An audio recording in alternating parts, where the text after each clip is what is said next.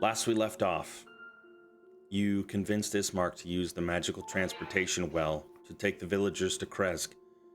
Only some of them made it to the village, but nearing down to the final confrontation, you press forward to the encampment where both the Vistani and the Dusk Elves cohabitate.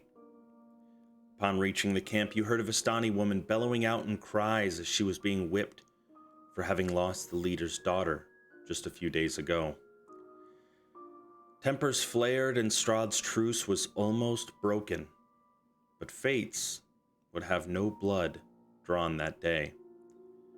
You instead agreed to disagree on your differences and quickly parted ways. To talk with Casimir, tell him what you've learned, and also ask for any assistance that he might lend in the upcoming final bout with Strahd. He was sympathetic to your cause and parted ways with his stores of healing potions and any other additional aid that he could give, and told you that he would be at the wedding along with his Dusk Elf companions, and unfortunately along with all the Vistani as well.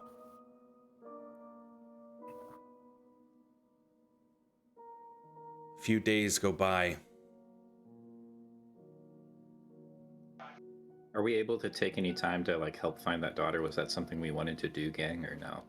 No. No, she's a Vistani kid, street rat. I mean, manage. Do you want me to yada yada through you finding her? Yeah, because Lenora would fight to find her. Okay. We find pieces of her?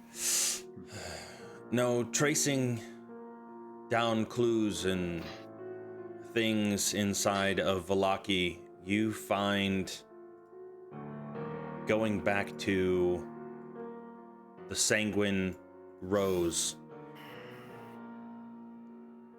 that there was an often drunk that had talked about catching an infamous monster that lived in the lake above Vallaki and needing the ultimate bait. Thinking that that could potentially be the case, you rush off to the lake to find a wooden rowboat a few hundred yards out into the water. With your great perception and your intent to see what's going on, you see a squirming burlap sack being hoisted over the edge and tossed into the lake. Finding your way out there as quickly as possible, fearing that the girl was in that lake, you fought a hideous abomination. Damn it. Fought a hideous abomination, rescuing the child from the clutches of evil.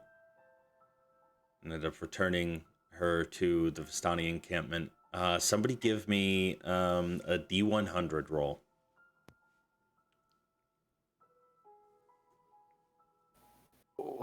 Declare who's doing it. There's only one. Me. Damn it. Yeah, Damn it. I did it first. I win. I tried doing it, it wouldn't let me. Well, too slow. Shut up.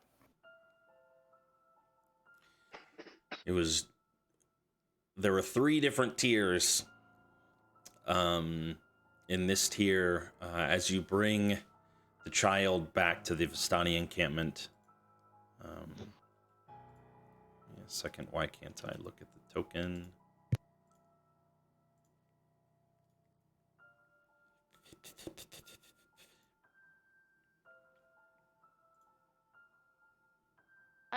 DM, I just want to clarify. Yes. By the time we get to the castle, we would have had at least one long rest, right? Yeah, you guys are long rested. Okay. No. I certainly hope so. Yeah, I mean, No. the ceremony goes on for, at least a day before, or the what would you call it if the reception is beforehand. Is it still the reception? You could call it like a welcome reception. Yeah, something like that. Essentially, the party before the ceremony goes on at least a day beforehand. So you guys That's will. how my wedding's gonna be. You guys will eventually even get a long rest 3 days long. at Nothing but parties. Strahd's castle Very if you extra. choose to. You bring the daughter back to the Vistani encampment, and Luvash is grateful. But even with his daughter being returned, he is not able to guarantee that he's going to be your ally. At the most, he guarantees that he might look the other way just once Just one. for this kindness. And he stops torturing that poor woman. And the poor woman is no longer being tortured. She got her final whip she was spared her final whip at the end of the last session. But he is a man of his word, and he is not going to whip her any further. Cool. Now, the time has come for you all to head to Castle Ravenloft for the wedding of Irina Kolyana, also known to some as Tatiana. What are you going to wear? And also, what is your means of transport? A carriage will arrive for you, regardless of your location, and transport you there if you want to arrive under the knowing of everyone. But if you wanted something different, I will be open to hearing. I mean, I'm down for loud and proud. Right, like I don't think stealth was necessarily our plan. Yeah, because we're invited to the wedding anyway, and we never like planned like to do some subterfuge ahead of time, you know? Mm-hmm. Yeah. We've already been in the castle twice, so. And like I feel like even if we get in like sneakily, he's gonna know we're there. Like, I don't think there are many secrets in Castle Ravenloft. Right. He's the land after all. Yeah. So I don't know about what we're gonna wear though, because I don't think we're gonna have time to shop for party clothes. I mean, we still had like Yeah, we technically had like a week. yeah, we still had right? like So- what 9 days or something. Yeah, you guys, Well, we took a you couple had of like days looking for 7, the kid. but yeah, 7, 6. You've got time. So if you want something, you can absolutely. I'm not gonna go through the RP with the person, but if you want to say what you're wearing, I know you guys all have the coin. And Nora dressed up for the first Strahd party. She's not gonna dress up for the second Strahd party. How What much about coin the- do we have? Because I've only got 15 in my inventory. I have 110 gold and 10 platinum. What? And that's after I paid Andrew back, I think. Really? I could have Yeah. swore you guys had more than Because I that. also got all Pandon's gold. Interesting. Ira had like 1,500 Electrum. Do I have nice? Do I have 260 gold? Damn! I've got Wow. like, My okay, phone's according to my barely inventory, red. I think with Nora paying me back, I'm at around 500 gold. Burmese is I have one poor fuck. 260 gold too. Yeah. Or material wealth is just not in your creed. Clearly. Oh, I Fucking also hell. don't need to roleplay this, but at some point, Honora does want to give Radovan the symbol of Ravenkind to pass to Ramise. We Okay. also don't have to roleplay this, but at some point, Temperance is going to ask Honora to braid her. I would absolutely do that. Oh. There goes Radovan with the symbol of Ravenkind. So, there you go. Ira took the spices. symbol of Ow. Ravenkind and you want to attune to that, you should do that. It just works better for your character. I guess, does Radovan give me the symbol of Ravenkind, or does he dip out again? Wait, I have the symbol of Ravenkind? No, I said that I was going to approach you to pass it to Remise because we're still not good. But it belongs to a holy person, and Remise is the closest thing we have. I'm pretty holy. Not quite this type of holy. There's a particular skill that works better with clerics, is what I'm saying. Hmm. So I will give it to you, and I will ask you to pass it to Remise, and if you choose not to, that is up to you. But I'm going to take it out of my inventory, so. He's right over there. Why don't you just do it yourself? Got him. I don't think he'll appreciate the gesture after our rocky start. We still haven't even talked. You're giving him a priceless artifact that will aid in our battle. Yes, that seems pretty rude in most people's book. It's more like I feel like he won't accept it from me.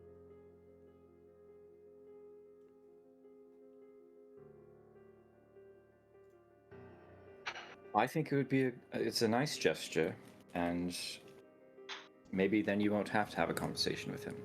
But maybe that will say enough. Radovan, why do you have to make everything so much harder? Fine. I'll walk over to Remise, where he's sitting at camp, whatever, and I'll be like, I feel like this works better for you than it does for me, and I'll just kind of put it on the ground in front of him, and then On the ground. on the ground. What is it? Are you stopping me as I turn away? I mean, He I'm doesn't know what talking it to is. you. Yeah. It was a gift from, did we get that from Argynvost Hold? Yes, it was a gift from the ghost at Argynvost Hold after we returned the, skull. It doesn't quite work for me. I just don't have the religious inclination that it requires. I'll pick it up and I'll flip it around. What does it do? Mm, As far as I was able to understand, it protects us against undead. It creates sunlight if we need it. And it is specifically dangerous to vampires. Radovan will cut in over your shoulder here. It is connected to the most holy saints of this land. Markovia. Who, what did she do again? She, She fought Strahd, I believe, at Kresk, right? Mm-hmm. and died. That is true. And somebody turned her leg into a weapon like Wirt. That is also true, yeah. I think I should be thanking you for this then, but Defeating Strahd will be things enough.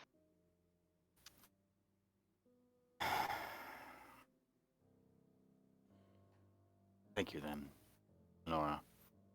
I will keep it close. And hope it helps. if you ever want to talk outside of this conversation, just know that I'm willing to listen.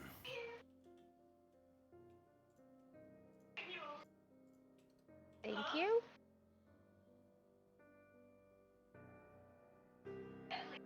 You'll see Ramiz take the medallion and slowly, carefully mix it in with the medallion and the other bits and pieces into his bow. Okay. Should probably pray over that for an hour. I pray over all of the bits on this bow. And then I'll go back to my side of the fire or whatever, and I will spend an hour attuning to Panton's ring. I'll follow you and I'll say, I think that went well until you told the priest how to pray. I didn't tell him how to pray. I just said he probably should. I don't know about this whole priestly stuff. The closest I ever got to that was, oh, his name escapes me as we get farther and farther away from it. Shit, I forgot Todd's character's name. Nicodemus. Yeah.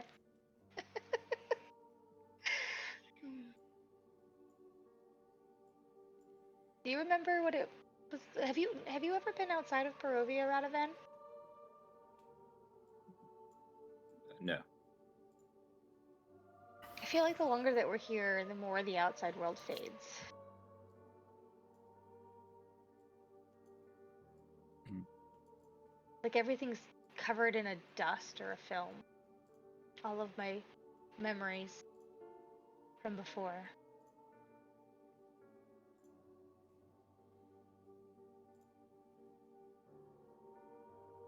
I don't remember my other lives, but You've lived a I've long been, time, right? been alive a long time in the same place. Sometimes it does kind of blend together, but I can't say I fully relate. This makes me eager to leave so I can experience those things again. I miss my parents.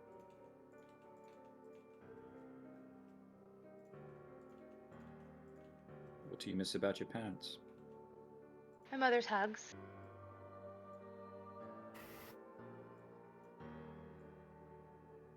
My dad's chuckle. And I know deep down that they loved Panton. They were just so scared of him. He didn't get to experience him the same way that I did.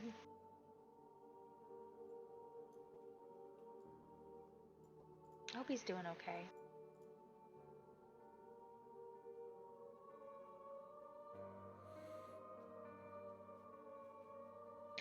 Ooh, could you do the thing you did at the lake and maybe ask if Panton's doing okay? Sure. What did he say in his letter? What did he get out somehow? He thought that there might be a way out, but I don't know. He could still be here. I know. There's a chance. And if we break the curse, then he'll be free too.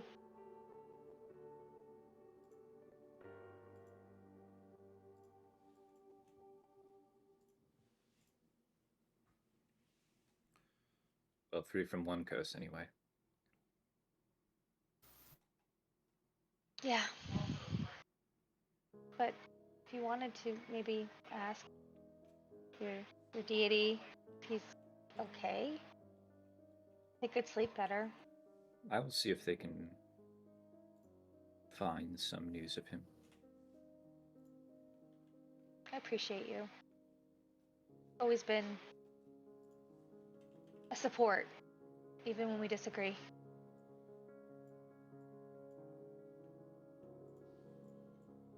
I'm happy we found you. Just so I know, Me too. you guys are taking the wagon whenever it shows up? Yes. Okay. And then I'll pick up the wagon as a giant eagle, Whoa. drop us down in the courtyard. All right, you guys can keep being awesome and doing your thing. Okay. We have time for this, by the way. You guys are completely fine. How dare you, Bria? Missed you. Where'd she go? Said she had a power surge and her internet flickered, so I think she's trying to come back. Oh, rip. I think that's Cringe. all we were gonna do, unless there's anything Radovan wants to do. That spell augury, it's a ritual. Mm-hmm. Do I still have to have it prepared in order to cast it? If it's a ritual, no. I guess. I wasn't Do you sure if, have- like, that's a thing Do you have ritual specific cat? to- Do you need ritual Yeah. caster? No. That's what I'm wondering. Okay. Druids. I think that they get the ritual. Let me double check. Can you cast rituals as a druid without ritual caster? Or without the spell prepared. It just says, yeah, you can cast them as a ritual. You don't need it.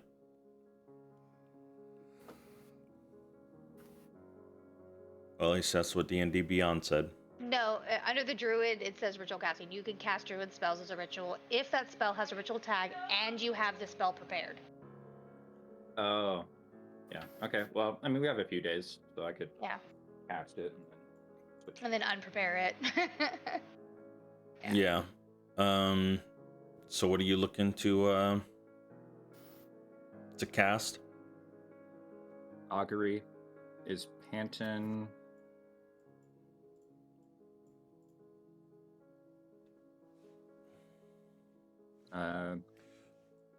Alive and yeah.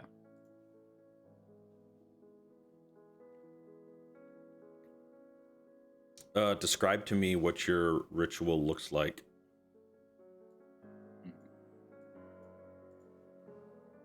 Because this time, if we're in the Dusk Elf place, I might go to my old abode and find a star map of my mother's, kind of like light it up and Okay. meditate in front of it. I imagine it's some kind of like glass sphere that you can spin. Maybe I spin it, and then based on where it kind of starts slowing down, I look up and see what the stars look like. Yeah, part of this ritual requires drinking a type of herbal tea that helps release any hindrances of the mind, being able to truly see into the eyes of the gods. And within this ritual, spinning this globe to look up at the star map, you see the stars swirl and form clouds kind of covering over top. But then it forms a shape. These clouds form this shape and quickly just disperse to show a constellation that absolutely shows the likeness of Panton. So many stars, bright, showing the outline, filling in where the mutton chops and messy hair would be poking out from underneath of the red cap. Yes, he's put on a few pounds. Yes, he is alive. You get that. But you also get that he's near. The constellation shows close. Looking at the map of the stars and guessing where your location is, the constellation of Panton is very close.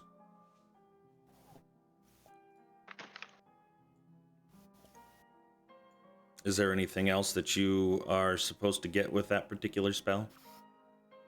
No, I think I might withhold information from Honora, though, just so that her Sheesh. mind's on the mission, and just say that he's well. Whoa. Yeah.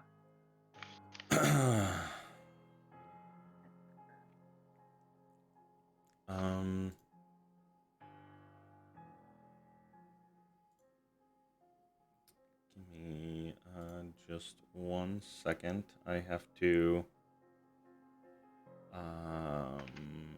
figure out how to. There we go.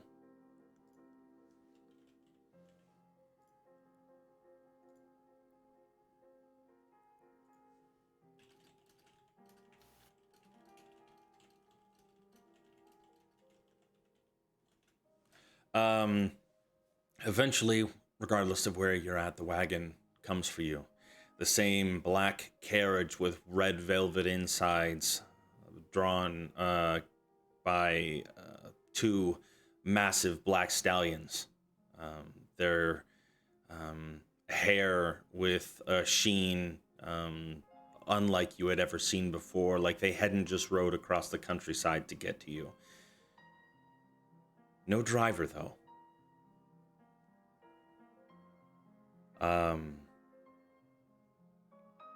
You choose to get in? Yep. Uh, Sounds about Yeah. right.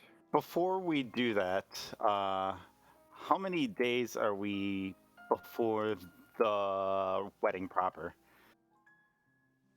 I'm going to say you are going to have today, as in, like, this is you're showing up at probably around noon.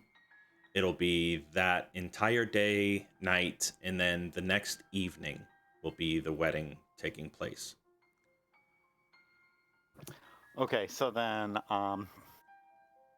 knowing that and having spent the previous evening tuning to the amulet, I will have probably woke up early in the morning and waited for everybody else to arise and look at everybody and says, "So, when's the last day you've seen actual light in this land?"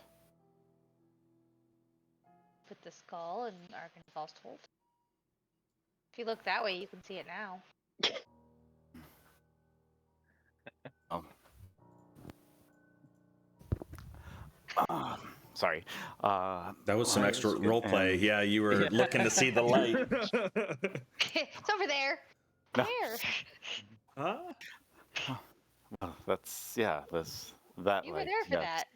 Oh, but I mean, then I will grasp the amulet and I will whisper a few words and I will cast the sunlight version from the amulet. Or the just creating sunlight in the area, just to. I'll look over you guys. I'm just like, I don't know, maybe it's a little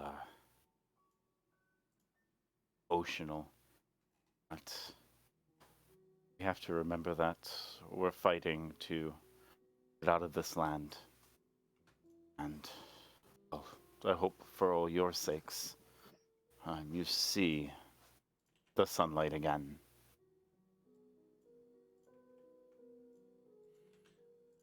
Well, I will Here's walk hoping. into it and kind of enjoy the bask in it a little bit.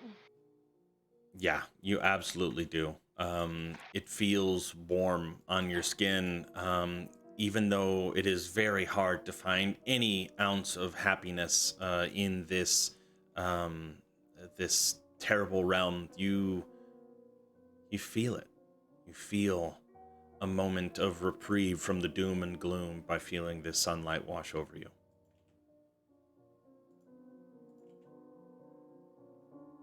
So, just remember, we might be trying to destroy this creature. You will need to remember to leave this place as well.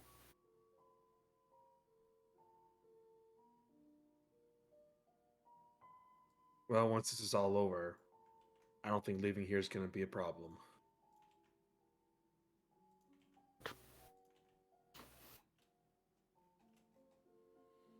The sunlight lasts for 10 minutes and then it putters out. Okay. Good. So when the carriage arrives, while we're in it, at that point, I'd be happy to braid your hair, Temperance, while we're riding up in Yay. that. Yeah. Take off your hat, do an intricate little halfling style braid. For those of you that had the opportunity to ride in this carriage before, it has the same amenities. Stepping inside, It is much larger on the interior than the outside would suggest. The windows have a peculiar rose tint to them. And as you sit on one of the lounges, you see out. The surroundings don't look as they appeared before you got in. They seem to be remnants of a time in the past. Green grass, lush trees, flowers blooming in the distance. The sky, even a blue hue, giving you even more relaxation and peace.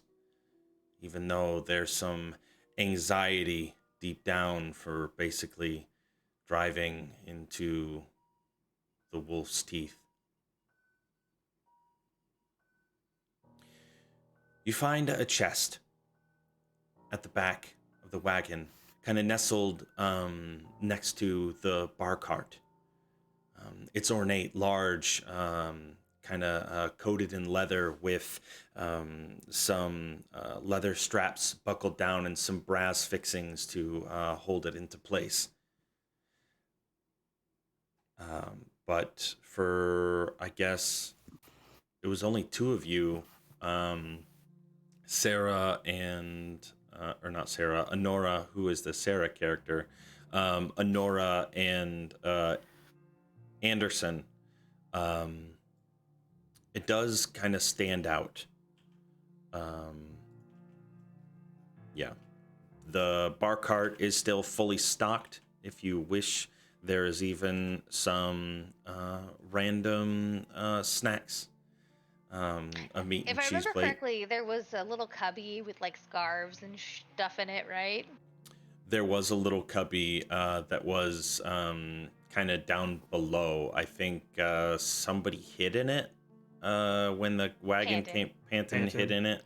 Yeah, when the wagon came to a stop or something like that. So Honora's gonna remember that, and then she's gonna go beelining for it so that she can present some options to Temperance. You know, like look, some color. Opening Some up the ribbons. She picks the black one. opening up the spot where you had remembered where the scarves and things would be, you find nothing. Determined it's got to be here. They wouldn't have left it. You do make your way over to what once was, or what I had described, the leather-bound chest that was sitting out. And as you open it up, it extends upward to fill the full height of the carriage, and it is a mini wardrobe. And as you open up this wardrobe, you see inside of it all manner of different accessories, jewelry, scarves, gowns, suits, top hats. Like there is anything you could possibly think of. You open a drawer and it happens to be there. Yeah, so Honora will be like, ta-da! And let you guys, ransack it. Man, playing dress up, that's very fun. And I'll encourage Temperance you. would definitely throw a top hat at Anderson. Not toss it, throw it. Right in the face. Poof. Thanks, I think. I think Temperance is telling us to get dressed up.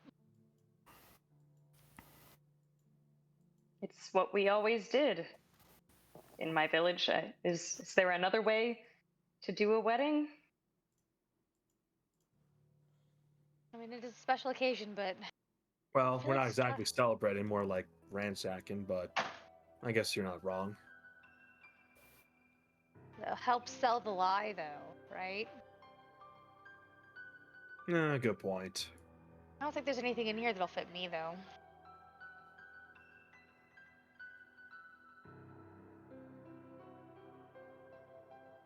I'm imagining Temperance would like take a scarf and like just kind of wrap it around you like 4 times.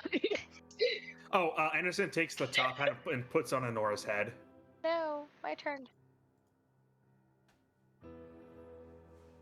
Yes, I'll blend in nicely. What is this, guys? You're so I feel tall. like the It's- top Dressing Not up. my. Yeah. I did that for Strahd once. I don't think I'm gonna do it again. Oh, we lost Joseph now. It's a bad Wi-Fi night. He must So- be back so, on his John, there main are- computer. Yes. So like there are articles for like fancy like suit and stuff. Yes. Yes, And there I sure guess are. Anderson is going to play the part. He's going to grab a suit and look all spiffy. Okay. Then What are put you your leather armor doing over with top your of it. armor? Or underneath it. I'll be underneath if I can. Getting that double XL shirt you find in there, right? Yep. Yeah, you're Yep. definitely looking bulky as shit. Looking dummy thick, buddy. That's with 3 C's, by the way. Mm-hmm. The thickest. The rest of you, how are you showing up? Honestly, I'd probably put my cassock on.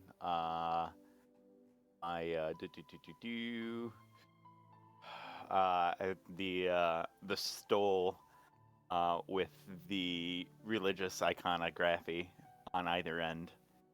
I'd probably just be wearing those vestments that I've been looking around the entire time. And they're loose enough to fit over my armor, so... Okay. Oh, John, another question. Is Yes. there a bowler's hat in here? Sure. Yeah. Yes, I'm putting that on. Dapper boy.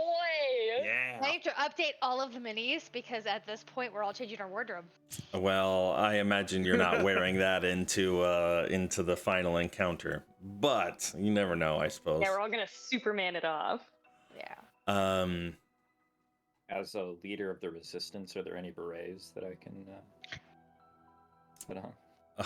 You could find one. Anything that you could imagine that you would want to wear if you open up a drawer, the contents appear to shift and change to your whim. It's a magical dresser. Magical dresser. Indeed. Like playing Barbies. Yeah. Only with your fellow teammates. You're gonna dress up Ramis and Radovan and Anderson. Ugh. We don't want this song. I'll skip ahead. That one was a little too villainous. Oh, I mean, Yeah. it fits the carriage idea. The carriage is the calm before the storm. Oh, okay. That's why we're having fun and playing dress up instead of actually planning what we should do once we're inside. But you guys can also do that. It might be hard to do that. Take? We'll say that it takes about 2 hours. Okay. 2 hours to get there. I'll put on a festive looking poncho. And a beret. Very simple. Yeah. Beautiful. Can I type in? So like Caesar Chavez elf? Is that what we're doing? Yeah, I don't know. sounds the like poncho it. and the beret don't really might clash. I think a little bit. Maybe a fez instead. No. That's Indian. Clash I even more. may find a hat very similar to Temperance's, but without the pointy top. Okay. Yeah, I mean, Temperance is literally gonna find a nicer version of the black dress she already wears and then put the fancy cursed robe back on top. Maybe with a new sash, like a little silvery one. Yeah, this might be a takes the robe off. It might be an opportunity to. I take that rope and toss it out the window. Have we gone through that yet? Have you addressed that No. situation? Okay. Not Ramis yet. has not. Ramis has Oh. discovered that she smells kind of evil, but All right. it told Temperance. Anderson, I believe. Yeah. He told Anderson, and I think before anything else happened, he was going to tell the rest of the group. Okay. Anderson was going to tell the rest of the group? No, you were. That's what you said you were. Well, I was going to try to find a moment to talk to Temperance, mano y mano, but... We've got time once we're in the castle, I assume. Yeah. Never mind. Poncho and beret actually kind of slaps. Dude, Did you Google Poncho and Beret Elf? AI art, man. Temperance, looking through and picking out your accessories. And then when you stumble across a fancy black dress that you feel would be a great substitute, that is your initial thought. And then immediately you get almost whiplash from the change of thought. It's very Gollum-esque, where you're like, no, I would never take this off. This is mine. This looks fine. I look powerful and radiant in it. I would never change my dress.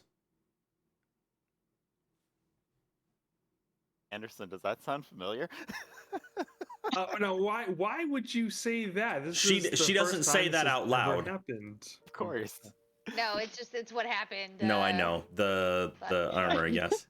You don't want to remove this dress.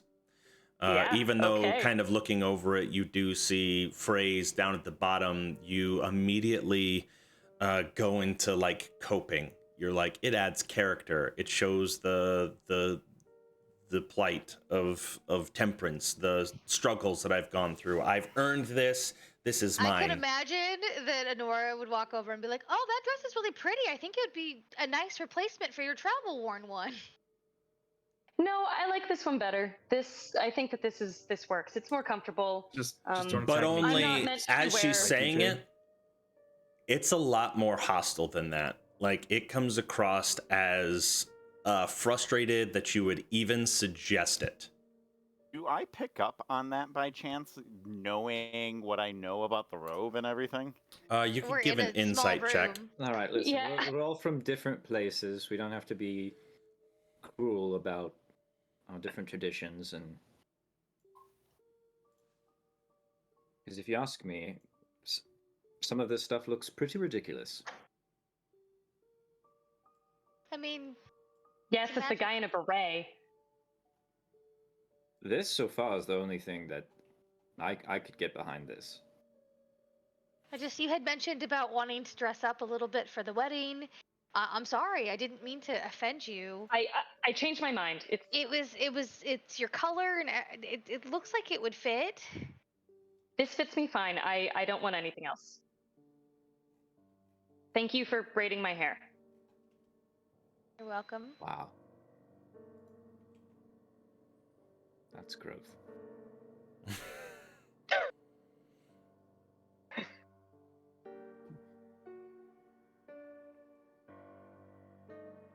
I think Ruby does pick up on the. Oh, did he roll? Oh, you did. Okay, Oh, yeah. it didn't populate. I shit. needed to scroll down. A 19. Yes, you. Yeah. I think that you would pick up on the frustration and giving the sensitivity around this specific article of clothing. You would pretty quickly be able to deduce that she has an unnatural desire to continue wearing this robe. It's when she sniffed it in the middle of yelling at me. She was like,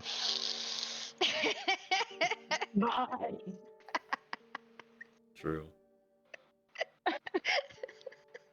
Just That's gonna hilarious. sit back in the carriage and just observe. Keep a real close eye on her. after being scolded by Temperance, Nora's gonna just go eat some finger foods. The entire time, I'm just fixated on Temperance. Like, almost eerily so. Almost creepy-like. Okay. Temperance goes to write her journal and just furiously is trying to figure out how to cope with what has just happened.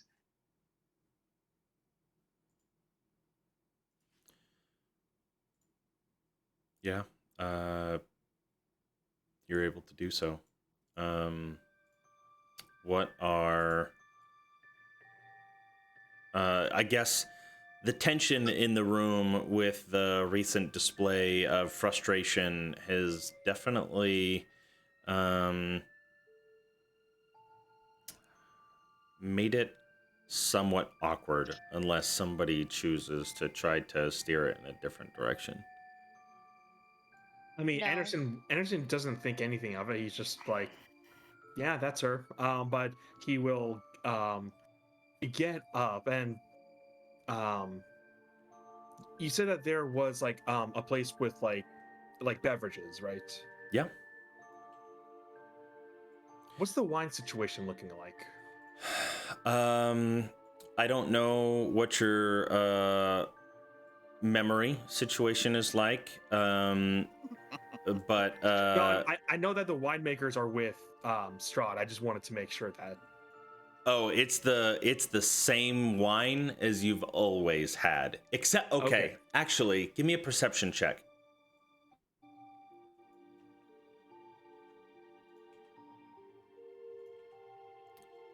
With 15 perception, as you pick up a bottle of Red Dragon Crush, Whoa. you notice one glaring difference. Okay. The bottle date is much more recent than the previous bottles that you've ever had.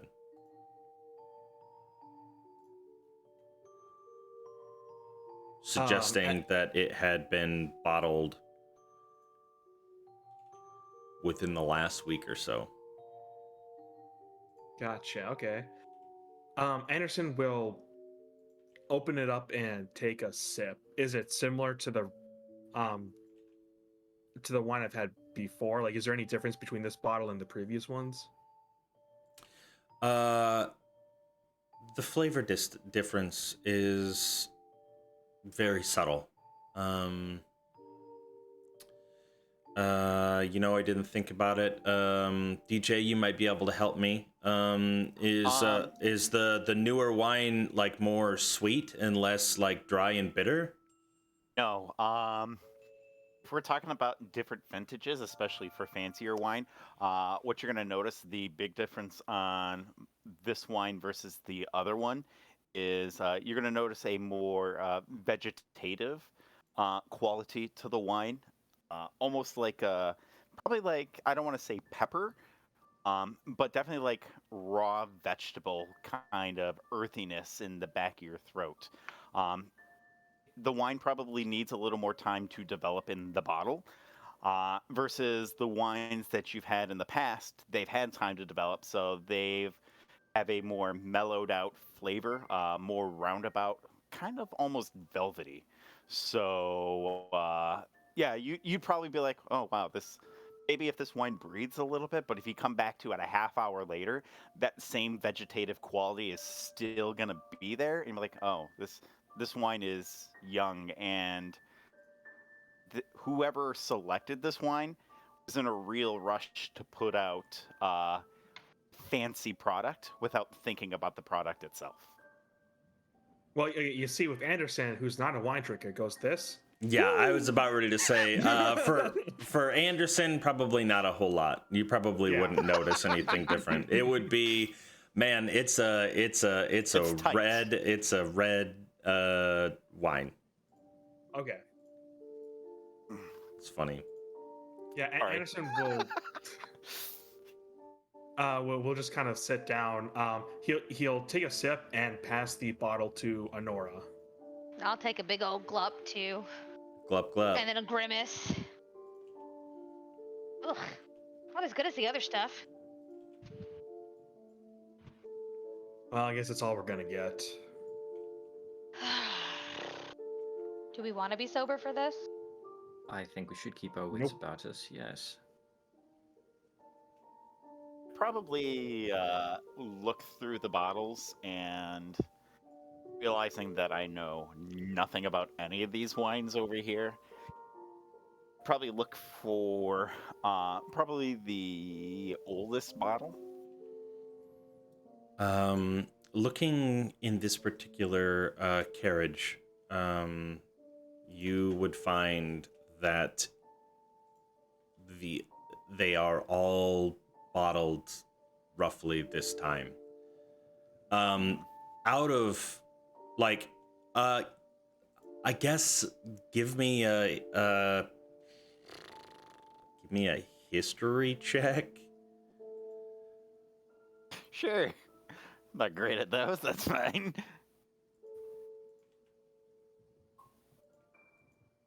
I roll. Oh, you. Okay. 9. Yeah, it's thinking about it, just even in the time that you've been here,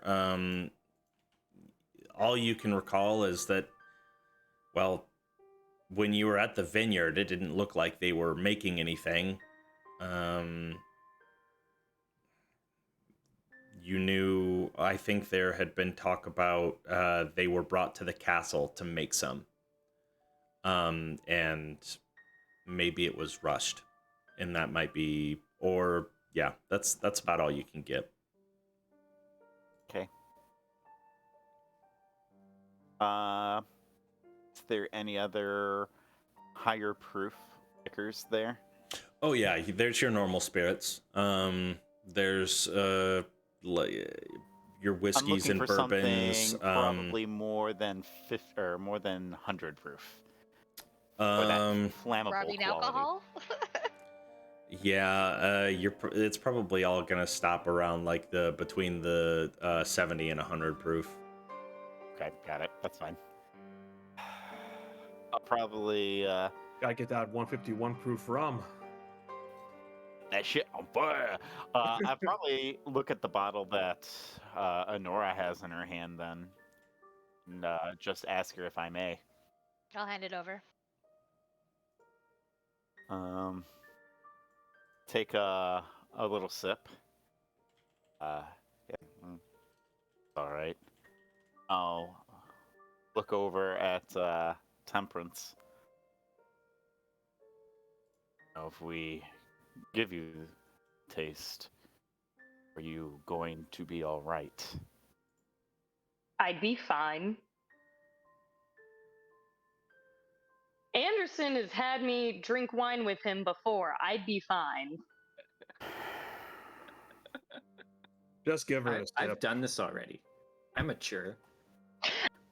I can No, handle it. don't worry about it. I'll give the bottle to a Radavan instead.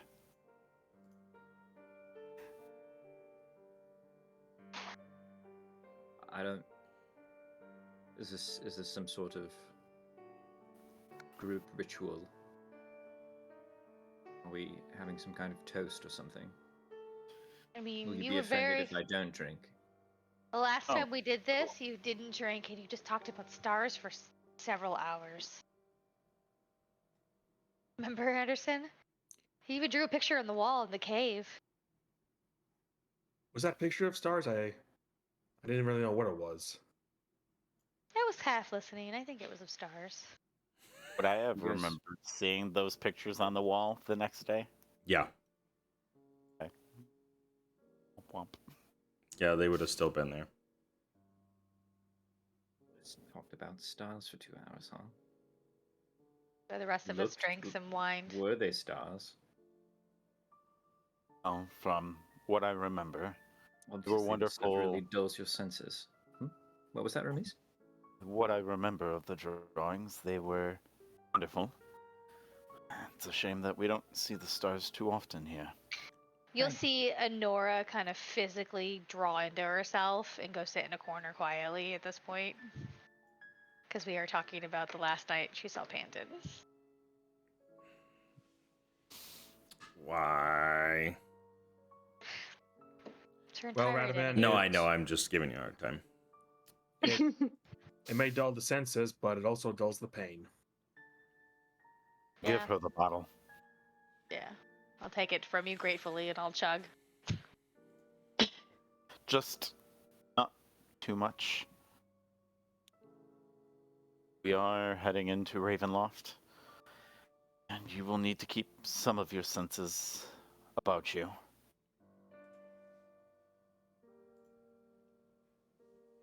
While you are, There's a truce. What is he gonna do until tomorrow? it's not him that I'm worried about. It's everybody else. That He hat might- adds inches, not tolerance. He promised that he wouldn't attack. But that doesn't mean that nobody else will. And who knows if he knows our intentions? I'm sure he does. Well, he's expecting it. Perhaps the truce is more of a fear factor to control us. He could smite us at any moment, but it's the promise of him not attacking us that keeps us controlled. We could attack all indiscriminately if we wanted to. Just as he could. The moment we attack him, he attacks us back.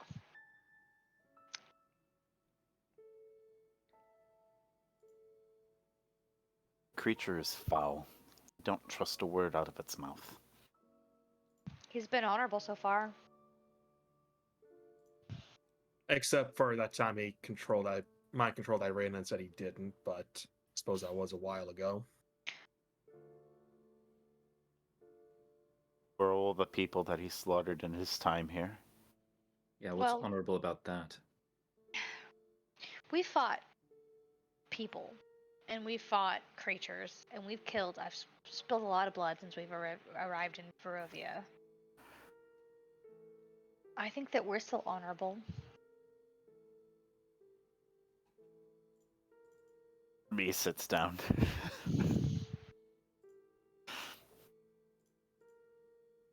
I know he's broken. I know that he's in the wrong. But honor doesn't necessarily have to be in the right headspace. I don't know what I'm talking about. I Honestly, just know we're gonna make it to the castle safe. And tomorrow we're gonna have to choose what we do. right. Speaking of, what do we want to do?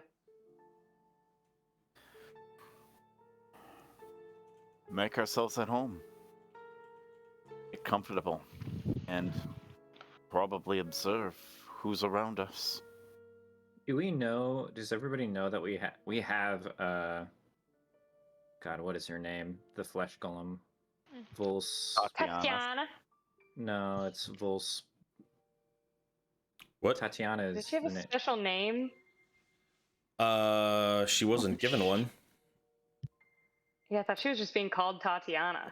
Yeah. Or the Irina doll. Yeah, she was called Yeah, Irina. We were I calling her mean, Irina doll. if you're asking per module, if you've read the module, then yes, I'm pretty sure she does have an actual name. I didn't know if it had or hadn't been but mentioned. but it has not. I don't believe that the She doesn't arrive until Ismark arrives. yeah. Oh, is that? She's with him. Yeah, She's got a Ismark. backpack. Yeah, Ismark went to the Abbey with the rest of his group, and he said, "I can't stay here." And then Nora had went and talked to the abbot, found out that the abbot had made a backpack that the flesh golem could go down inside of. It was I like just a don't remember pocket what dimension happened. where, Yeah. yeah. I just didn't remember what had happened to it, or if we had it, or. Yep, Ismark was What? going to bring it to the wedding. Okay. Cool. So we need to find him and meet up with him first. Well, no matter what, tonight's all about surveillance. We make our move the next day. All right?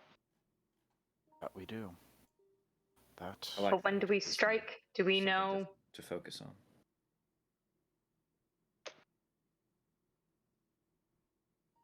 Do we know what, when, how to Where? make a signal so we all strike at once? I feel like we can figure that out maybe later tonight. Well, once we have all the information, then we make a plan. It might be better to split up. I agree with that. And not all of us attack at the same time. That way we have plausible Deniability. yeah, because alcohol's kicking in real hard. The wine. It's the wine and the PB and J. Yeah, my peas.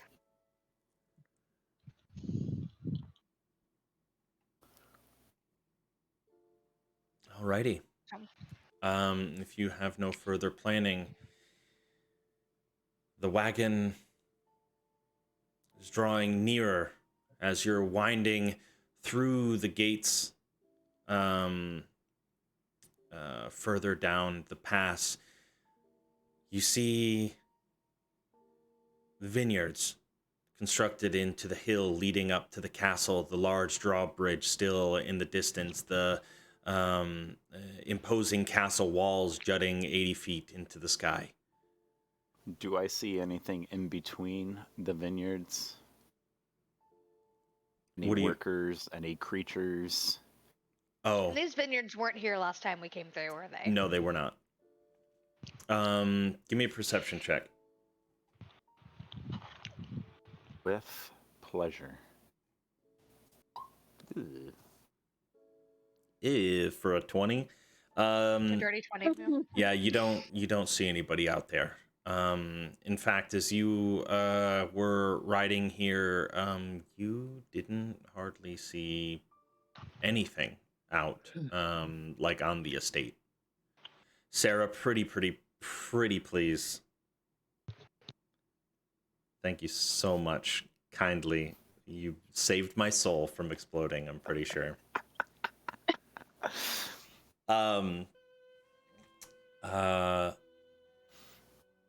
You make it. And I'll wait for Joseph to get back as he explodes the other half of my soul. Rip. Oh my. That was good timing. Aye. Oh. Joseph, I just wonder how you're gonna continue this trend when we meet in person. Are you just gonna go out of the room and then come back in? Yeah, He'll a blank piece of paper, and every now and again he'll just put it over his face. The soaking tub calls. Actually, under the table. Oh shit. No, I didn't take the time to. I forgot that this happens. Yeah, I mean, realistically, we have to set it. figure out what causes it to happen on your desktop. But anyways, it's okay. As the wagon comes to a stop outside of the gates, you hear the clanking of chains, the as the gate rises and the drawbridge extends. Eventually, the drawbridge slams home, and you feel a slight vibration within the carriage, and you ride across, and you can tell the shift in material underneath the wagon wheels from the soft packed dirt to the hard wood, and then eventually to the bumpy stone courtyard familiar to Castle Ravenloft. And as you finally come to a stop, as you look out of the window, you see a large white tent. And standing in front of that white tent, you see two familiar figures, Rahadin and Cyrus. Cyrus, his messy hair slicked back, wearing a tuxedo, and Rahadin not necessarily in that type of formal wear, but more like a formal battle attire, a pristine fur, no weapons to be found, but he is absolutely in his finest garb that he could muster. Changing the map.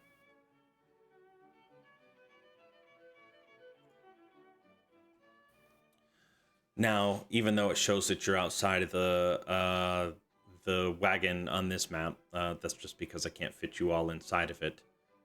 Do you all exit immediately, seeing these two standing in front of the massive white tent? Radovan starts freaking out. He starts shaking. He tries to open a window. Can he do that? Or are they sealed panels? You can open the window if you'd like. Okay. I'll meet you further along. And he turns into a sparrow and flies away. Wait, well, What? all right.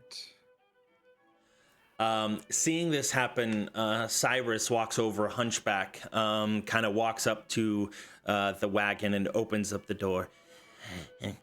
Step out, if you would, please. Come sign the guest check-in and proceed to drop your belongings off into the tent. Anything that might be a threat. We are under a peace treaty, after all. And you see Rahadin kind of pull up his leather armor a little tighter as he stands taller, watching those of you that are still inside of the wagon. I suppose we should. Temperance kind of like eyes everyone else, waiting for someone to make the first move. Anderson will kind of slowly begin to get out. Be right behind Anderson. I feel like Honora would stumble out of the cart because she's kind of heavily drinking. Okay. All of you Bottles, finally like you open the door, bottles start pouring out. drop a bottle. I figure one bottle of wine on like a light stomach would probably fuck her up real good. So she just comes out with the bottle. I'll catch her if she stumbles. Temperance lets her stumble and just walks past her.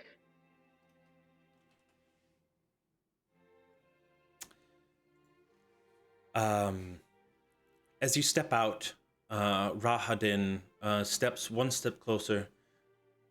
Please, if you would, drop your weapons and armor inside of the tent.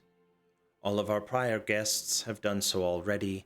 You will be allowed to retrieve them after the ceremony, once the truce is no longer in effect. For now, rest easy. You are under the protection of Strahd and myself. Should you all behave, that is. Cyrus walks up closer to you, Honora, and we can't have you going in there like this. The guests would be disturbed. And he casts Cure Poison and removes you of your drunkenness.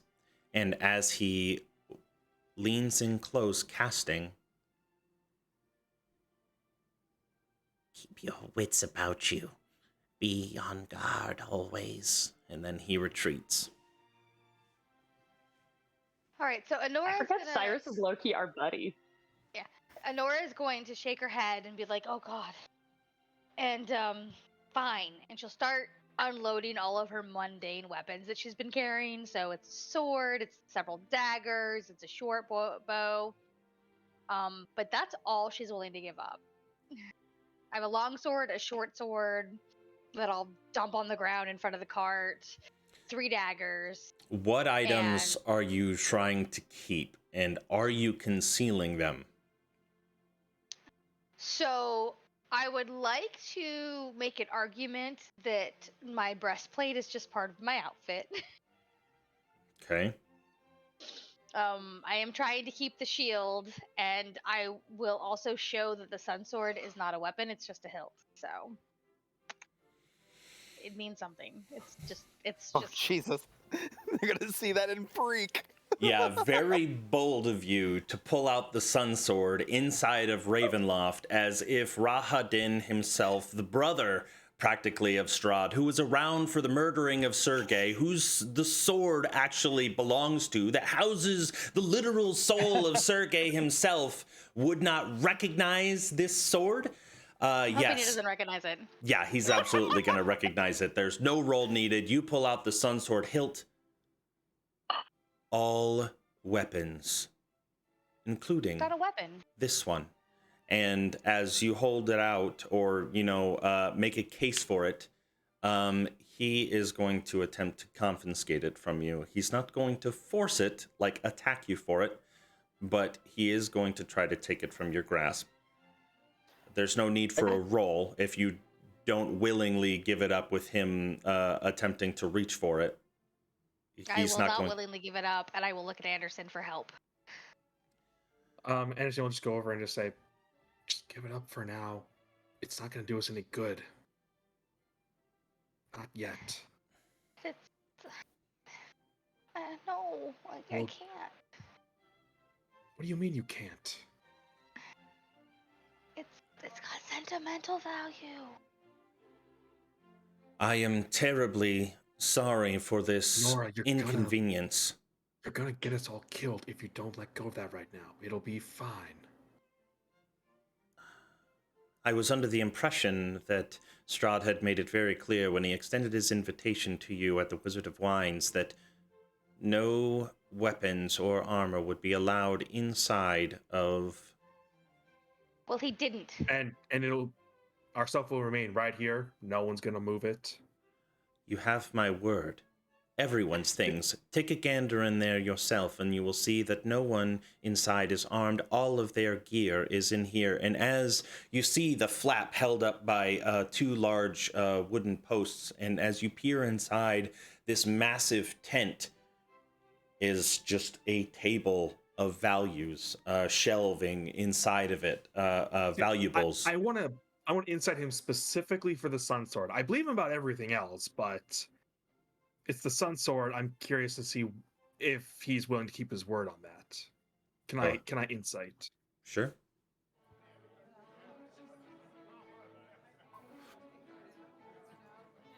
I mean, I'd 15? love to guidance that, but I gotta call that before. Best you don't. Yeah.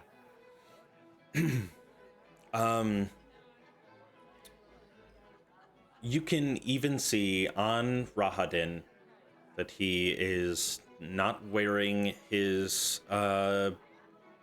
typical scimitars or his daggers, that even his armor appears to be less functional and more fashion, like something that a royal guard would wear, not necessarily what they would charge out into battle. You feel that he's telling the truth, that everything that goes into this tent will stay in the tent until afterwards. And Anderson will just lean down to Nora and say, "Look, keeping it is just going to get us killed right here and right now. We'll take care of things. I just need you to leave it here." Oh, okay. You say so. And she'll reluctantly sidestep Rododon and go set it on a table in front of him, but he can't touch it, so. Yeah, he's outside of the tent. I know. So I'm going to look him straight in the eyes, walk around him, and go put it on the table, like insultingly. Okay. He's not even looking in your general direction when you step inside the tent. He is still cautiously gazing at the rest of you to see whether or not you comply with the rules of doffing any armor that you might have. Temperance, your robe doesn't necessarily count. It's not as an opposing threat. It's just tight as hell. Before we move on to everyone else, as soon as I notice he's not paying attention to me in the tent, I will message Radovan, as long as he's at 120 feet of us. Radovan, where would you have gone as your little sparrow self? I might be circling ahead or above. Circling above? Yeah. Okay. I will describe to you what you see as you are circling above. In fact, I'm just gonna get rid of any dynamic lighting that's on this map. You guys don't need to not see anything. Dynamic lighting. Not see. Yes. Mm-hmm. Exactly. It's special, it's like dark vision, but for races. There you go. I would probably They've got when solid. I approach him, I will take off my quiver and all my other mundane weapons, and I will unstring my my bow, and I will put those in there. And I'll look at Rahadin and ask him, would he deprive a man of the cloth of his religious symbols that are attached to the bow shaft?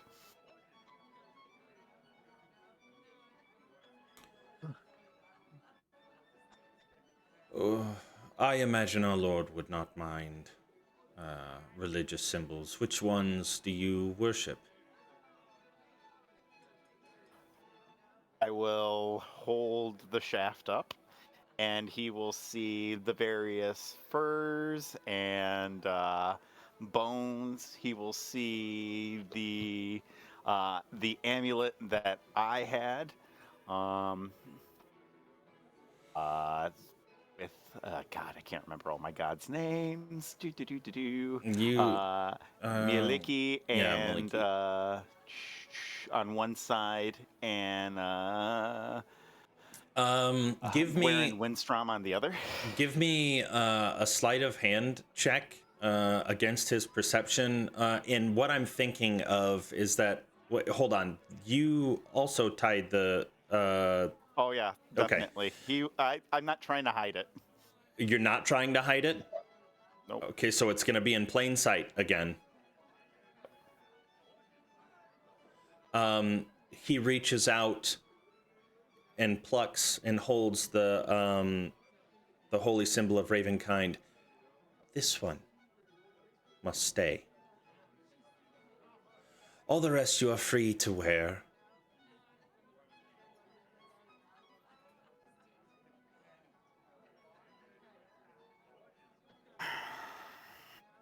The quicker you remove all of your belongings and realize that there is no threat here, only joy and happiness of the bride and groom celebrating their love for each other, the quicker you can get in and enjoy your stay. I'm sure you remember the rooms that you were in. I guess only 2 of you were in those rooms, but you, little one, and you could guide them to the room if you wish. But all of your other belongings stay here. They will be guarded day and night to make sure that only the patrons that came with their belongings leave with their belongings. Look over to Anderson. You know what? Fine. And Anderson will put all his weapons on the table. He'll kind of walk up to Rahadin, take off his sunglasses, and say, "Nothing to hide. Here's your tip." You give him the sunglasses. Yep. He collapses them and hands them to Cyrus. And just kind of stares blankly back at you. Food and beverage await, as well as music and guests. If you have any gifts that you've brought for the bride or groom, please leave those in the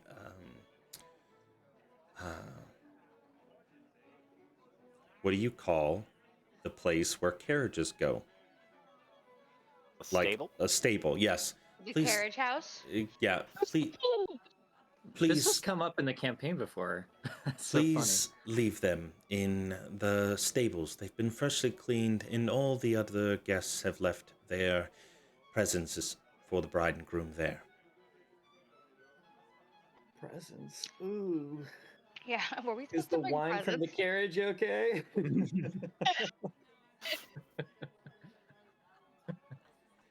I will leave the symbol of Ravenkind and proceed forward with the rest of my regalia. Nothing threatening. Nothing threatening. No. Just an old man with a whole bunch of tattoos on his head walking around with a longbow shaft as a walking stick. Okay. It'll allow it. Temperance, do you have any daggers or anything? Yeah, Temperance has some daggers. She'll just kind of pull them off of her thigh and pull them out of her bag and toss them on the table. She's not too worried about it. Okay. Ramiz, did you have a satchel that you were bringing in with you? Or did you leave your satchel here as well? Oh, that is a very good question. I'd probably leave my satchel with the rest of my stuff in there. Apparently, I have a shield and a mace in Yeah. there as well, but I don't care. Essentially, you have access to 0 equipment that you would not be able to personally carry on your body. You In know a what? pocket. I might actually take the censure out of that, and Like wear it as a chain around your waist or something. I'll put it on my Your my bow walking as stick. well. Okay, Yeah. that makes sense. That would be allowed. Who has I'll the pull- magic dynamite? Temperance. Oh my god. So we were bags, and I thought it was just weapons and armor. If you have I a guess if it's bag, purse. if you have a bag, he's going to ask to look inside. Fine. Ma'am, if you would please step over here. Yeah, please walk through this metal detector. Yeah. Are Let the you gargoyle look you up and down? are you leaving your satchel there, or are you going to allow him to look through it? Oh, I'm letting him look through it. I'd rather do that than leave it with him. Okay. It's just a book up on top, and then anything else is going to be tucked underneath that. Is there anything threatening outside of the book that's in there? Threatening? Like anything No, that could be my used as my wand like of secrets, my pipes of haunting, but nothing like threatening. Maybe my manacles; those are still in Magic there. dynamite. okay. I have a magic dynamite. You should put the manacles in the wedding gift section. I was gonna say the alchemy jug was a gift for the bride and groom. Okay. Good. As he's peering through, he picks up your leather-bound journal, and as he picks it up, he begins to flip through it to see if it's a spell book. Do you allow him to do so? We're gonna have violence right now, aren't we, guys? Temperance is going to place Probably. her hand on the journal, just like briefly, like that's personal. Then I'm afraid it will have to stay. If I cannot see the contents inside, then it is potentially a threat.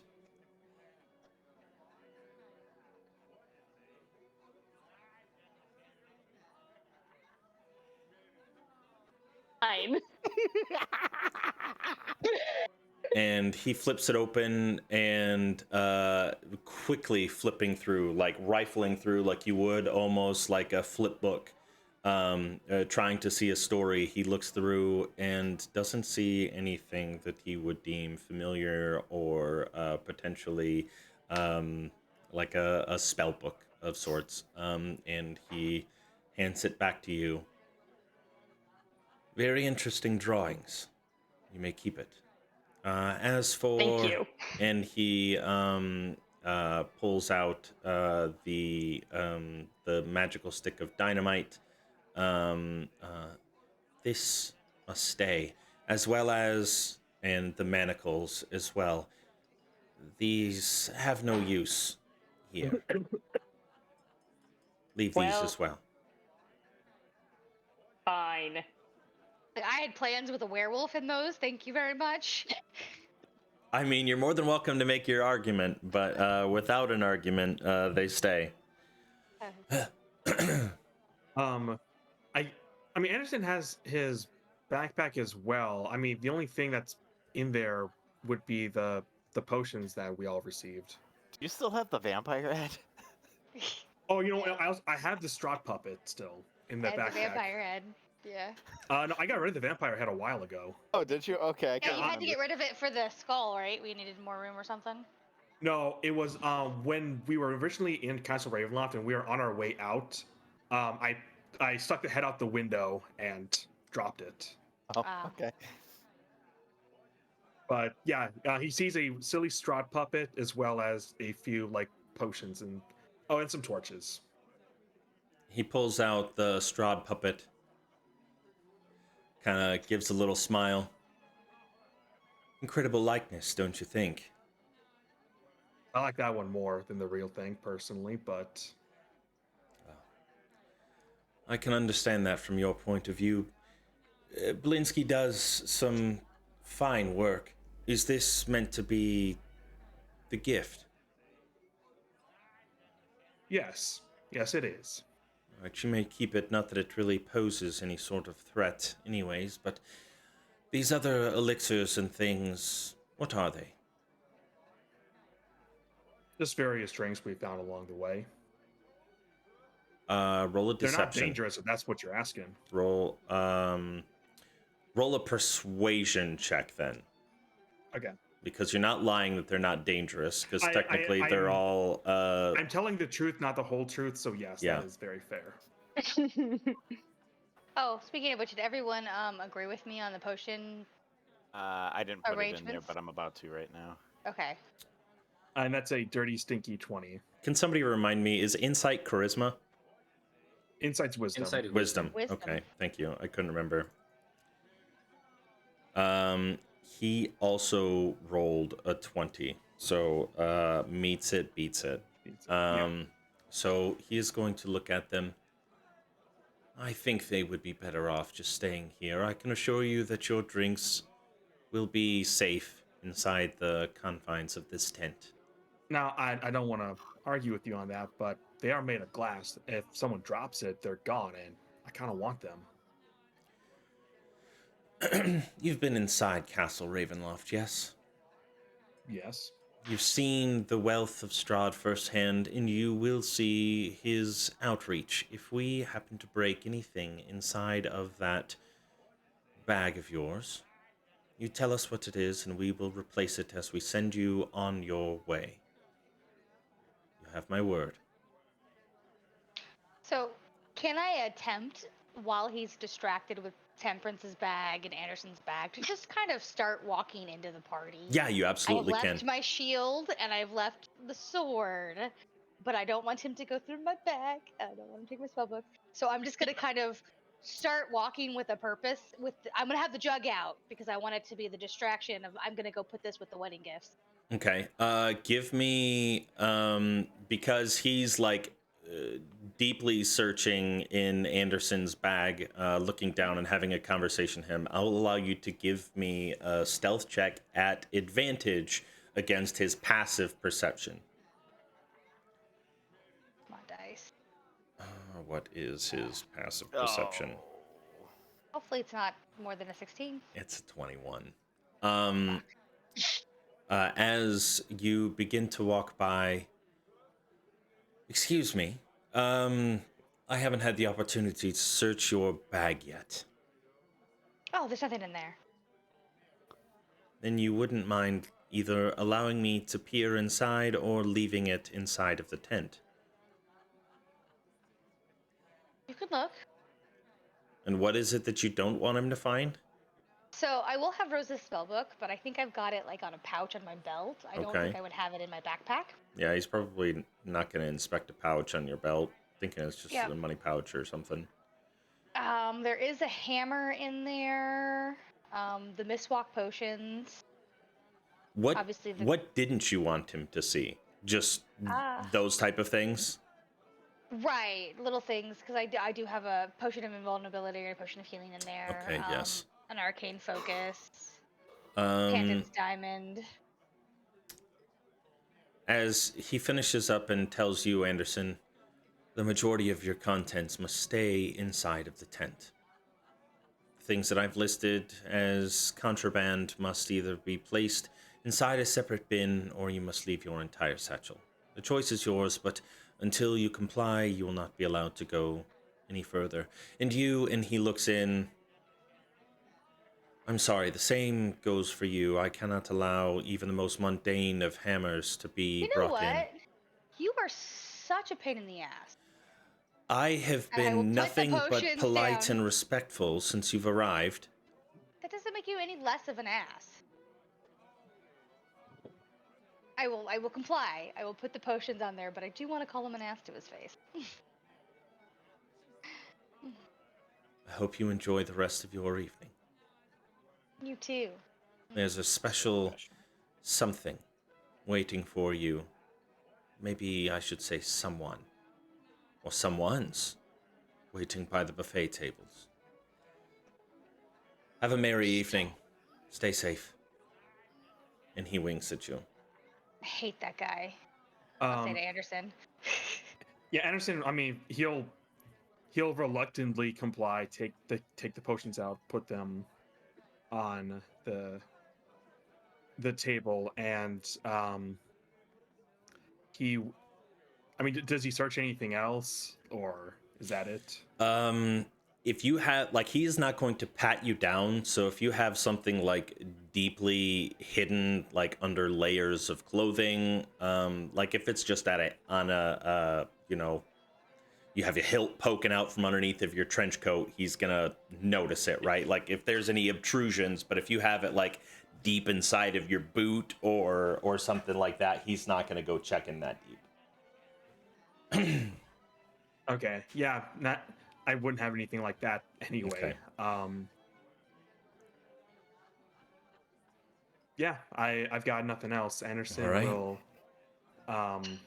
begin walking, and he'll turn around Rahad in and say, I certainly hope you have a good day. Oh, and watch out for any magical bolts to the chest. I hear those hurt.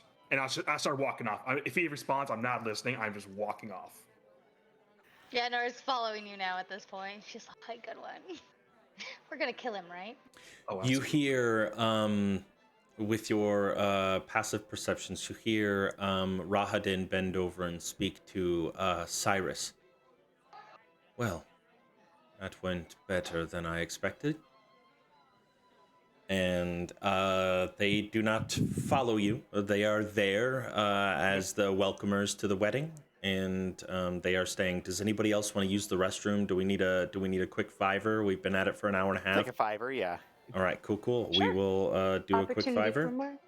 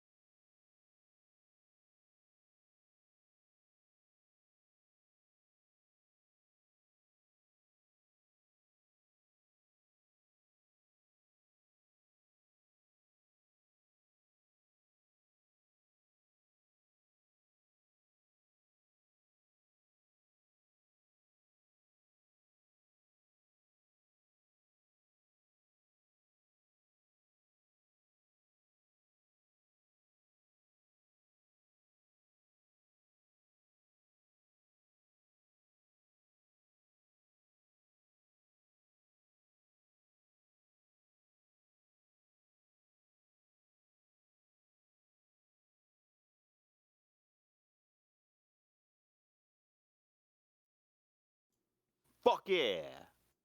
Whoa, that was the first thing that was heard after I unmuted the video. You're welcome. No, you are welcome. Oh, you are welcome, sir. Oh No, my god, you. just get each other's dicks You're already. fucking Let's Jesus. walk into a Love to see that. party. Let's walk into a party. This content is for mature audiences only. Fuck yeah. Yes. As you step around, We're gonna get demonetized. yeah, we're not monetized. I'm demonetized as soon as I have any music in this whatsoever. It's all, I get copyright claim This content immediately. is not appropriate for children. As you step around the tent and head to the northern side of the castle, you see just rows and rows of Vistani horses lined up along the castle's wall edge, nestled into some trees that were not there before. And as you start to look around, you see well manicured bushes and ornate stone structures on the inside of them. Everywhere you turn, there seems to be people mingling, drink in hand, sometimes a food plate or two. And as you walk around, you guys can all see, right? Okay.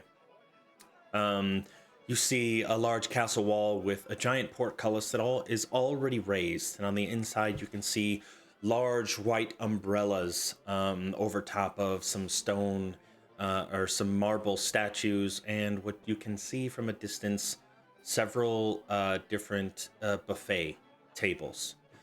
Continuing to walk in, do you stop and mingle with anybody? What is your intent for this party? And if you would all kind of gently move your tokens where you'd want to be, including you, Radovan. Where the fuck are you at? Caw, caw. Cheep, cheep, He's a sparrow. cheep, cheep. Tuki. Tuki tuki. I'm eating all the rice that's gonna be being thrown about. Jesus. There's quite a feast to be had. Are you landing at all at any time on the castle perimeter? Like on the castle itself, are you ever landing, or are you just flying around? If I'm in the tree, does that do anything? No, I mean, you can be inside of Okay. the tree if you want. Okay, yeah. Just take caution to not land next to any gargoyles. I see those. I don't know if there's any gargoyles on the map, to be honest. Oh yeah, there are a couple. Andrew Okay, took a hard yep. left there.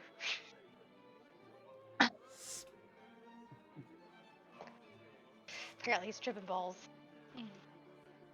As you should be at a party. Alrighty, the rest of you. I guess Radovan, we're still waiting to see what you're doing. Are you? I think I'm gonna wait to find an opportunity to, because Honora messaged me. I think there's some pretty sweet stuff in that tent. And I've got 2 hands. Shit, and- I missed that joke, didn't I? God damn it.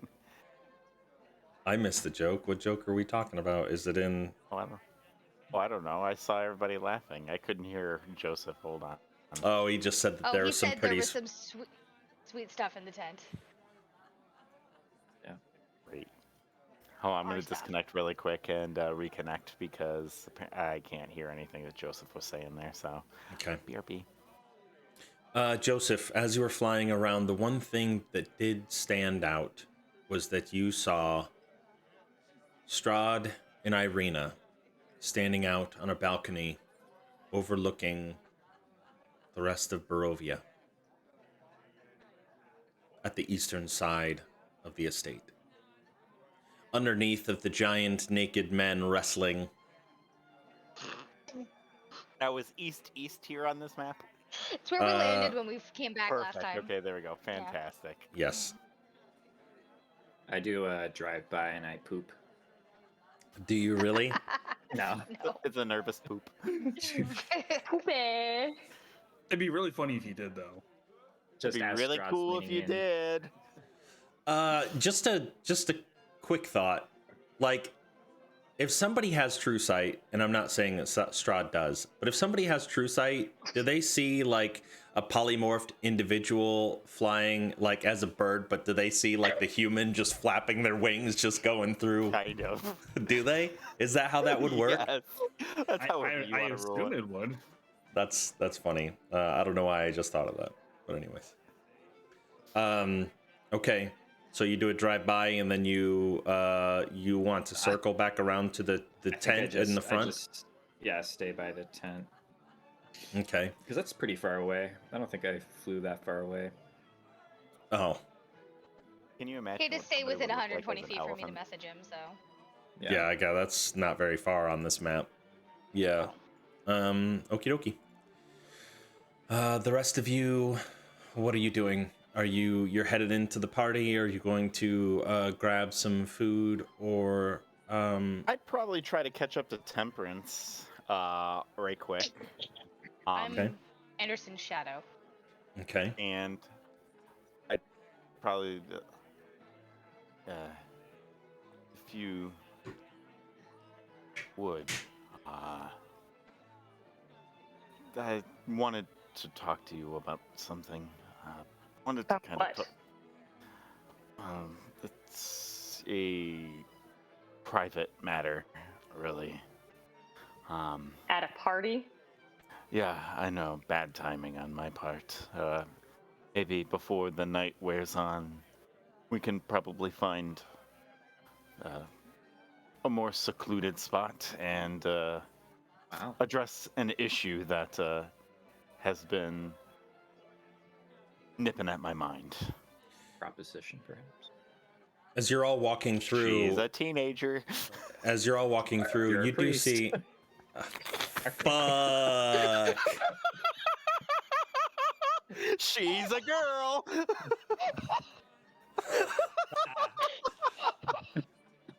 Sheesh. Yo, I'm fucking dead. That was great. That was so quick.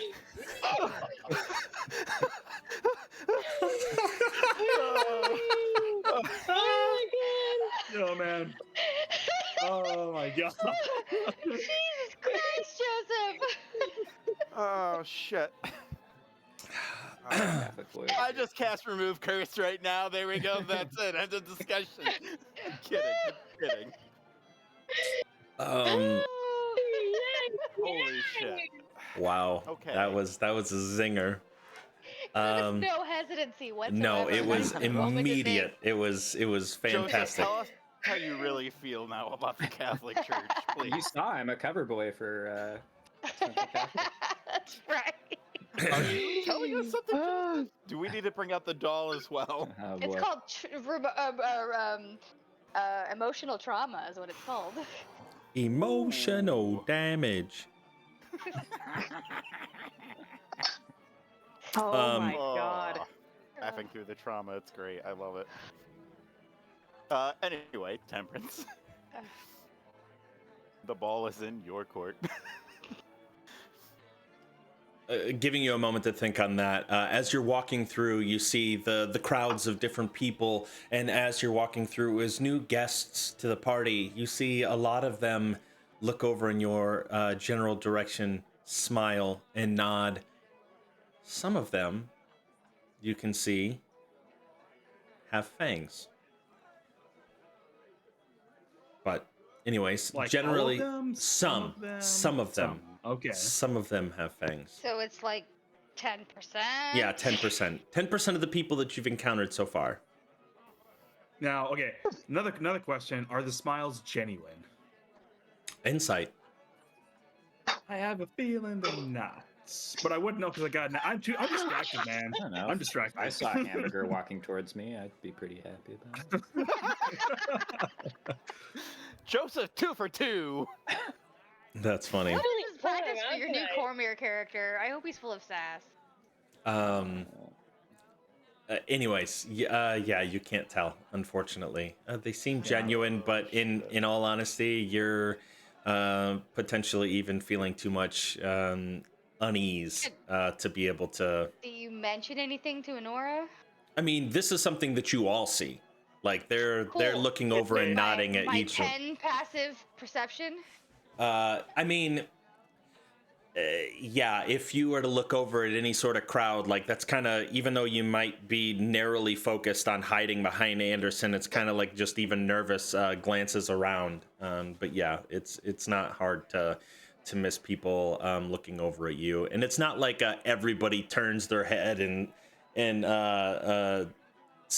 what is it, synchronous synchronously. I don't fucking know how to say it, but yeah, they're not all Simultaneously? simultaneously. Thank you. They're not turning their head simultaneously and staring at you and then creepy smile. It's just kind of like, realistically, it's one of those things where you see somebody you recognize at a party, and even though you're deep in conversation, you turn and at least give a nod and a smile in their general direction. But anyways, do you continue on? Is your first stop the food and beverage? Are you going straight to the stables to drop off any gifts that you might have brought for the bride and groom? Are you going? Where are the stables again? The stables just so happen to be in this area right here. Oh, wonderful. Because yeah, I do have a gift for Strahd. Nice. I mean, it's a sword of his backside, but sure. Nice. Sit and spin.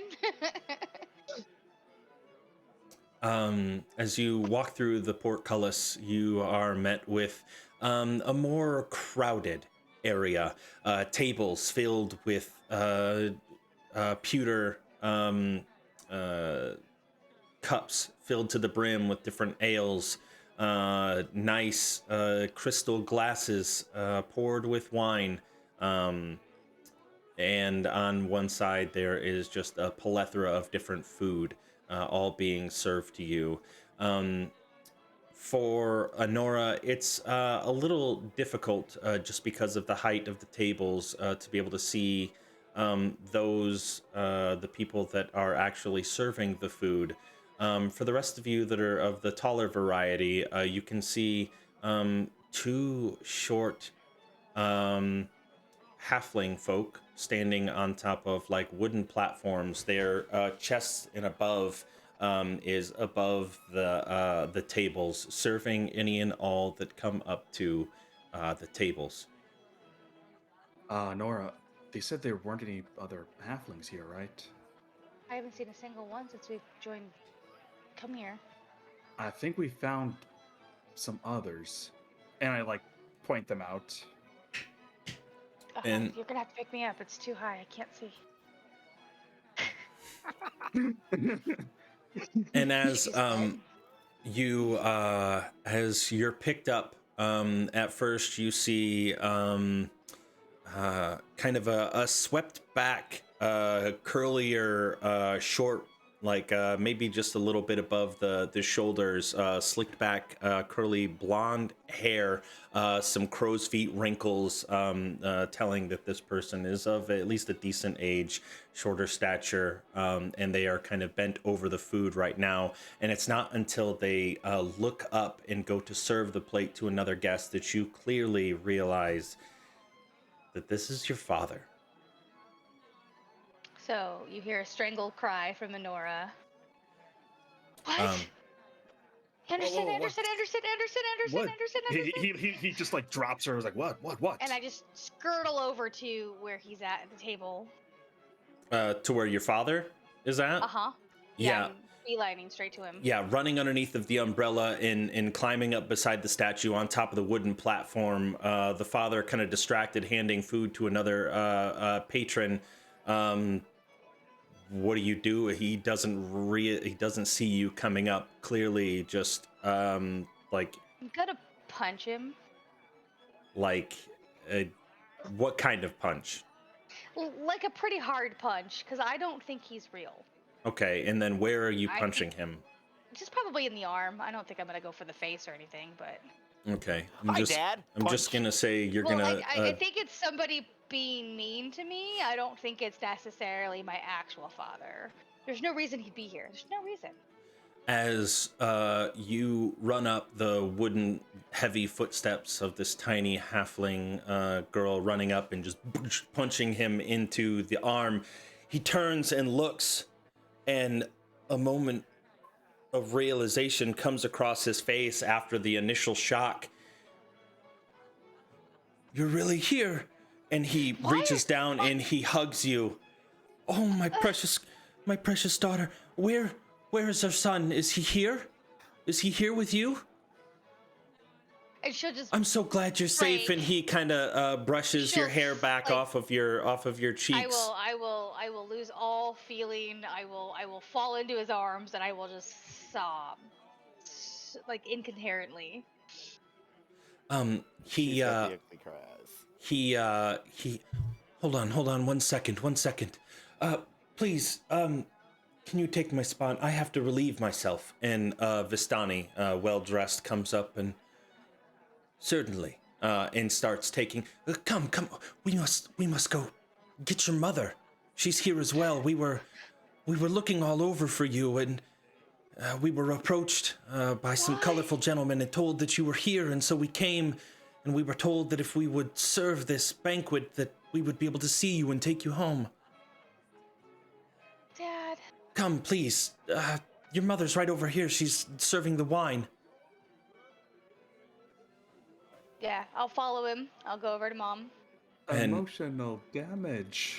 And like you're all just kind of seeing this unfold, and he keeps continuing as he's leading you over to your mother.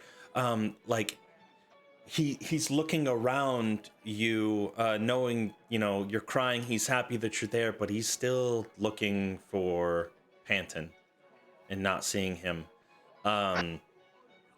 And honey, look, it's our daughter. It's Honora.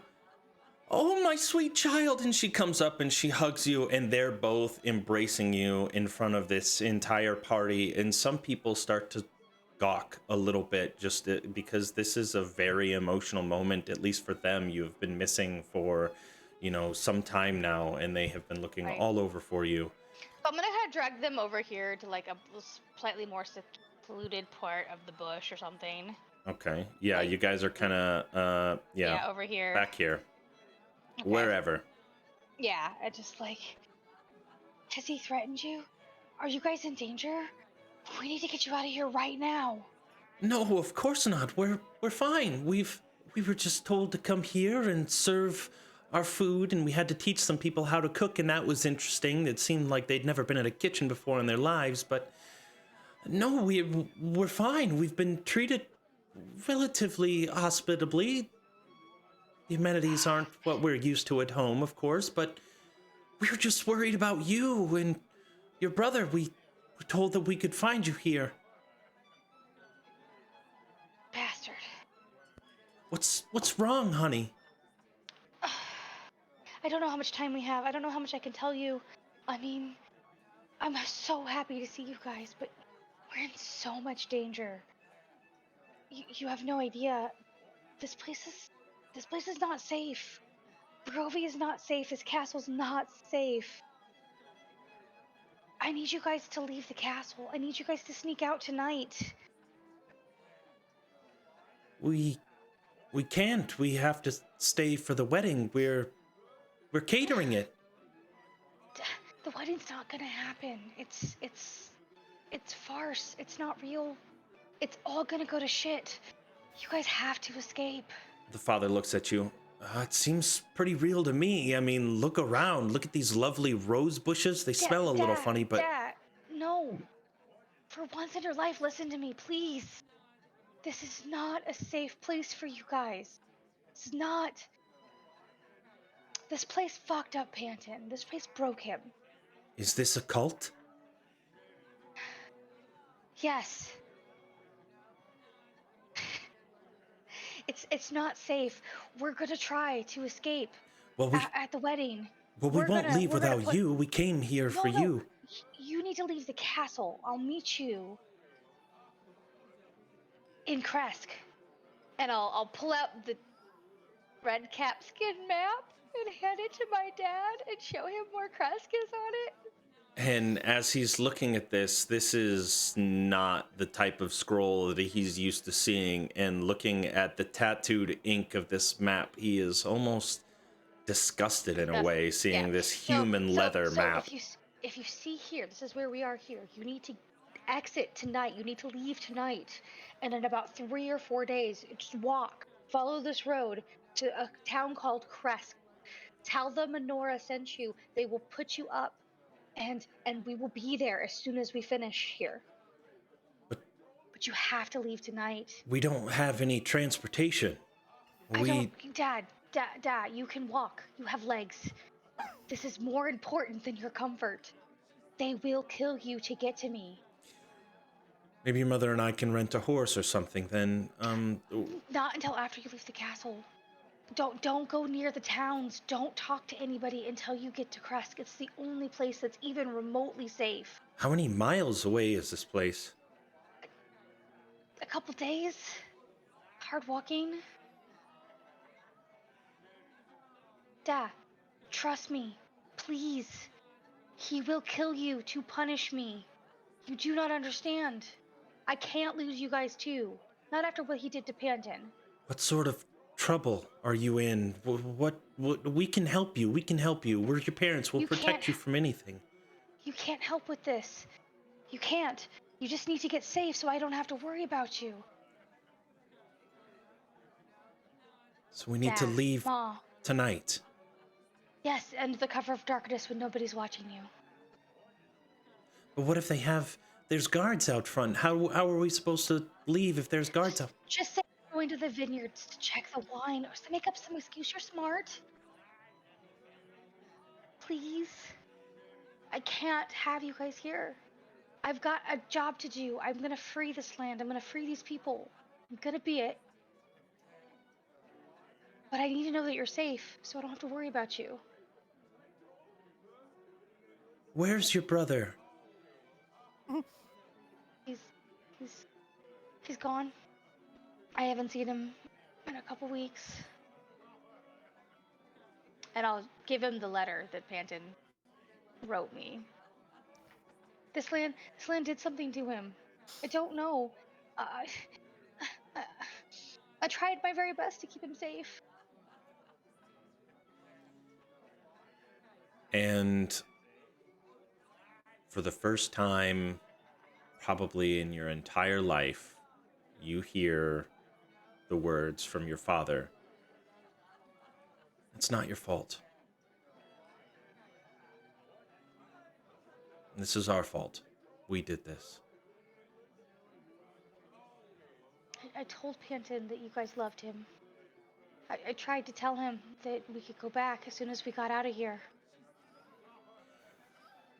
And you just hear him clear his throat, and his eyes are getting a little teary, and he can't stop for whatever reason, just wanting to touch your face. Just seeing you again is bringing sadness, happiness, just all these mixed emotions. And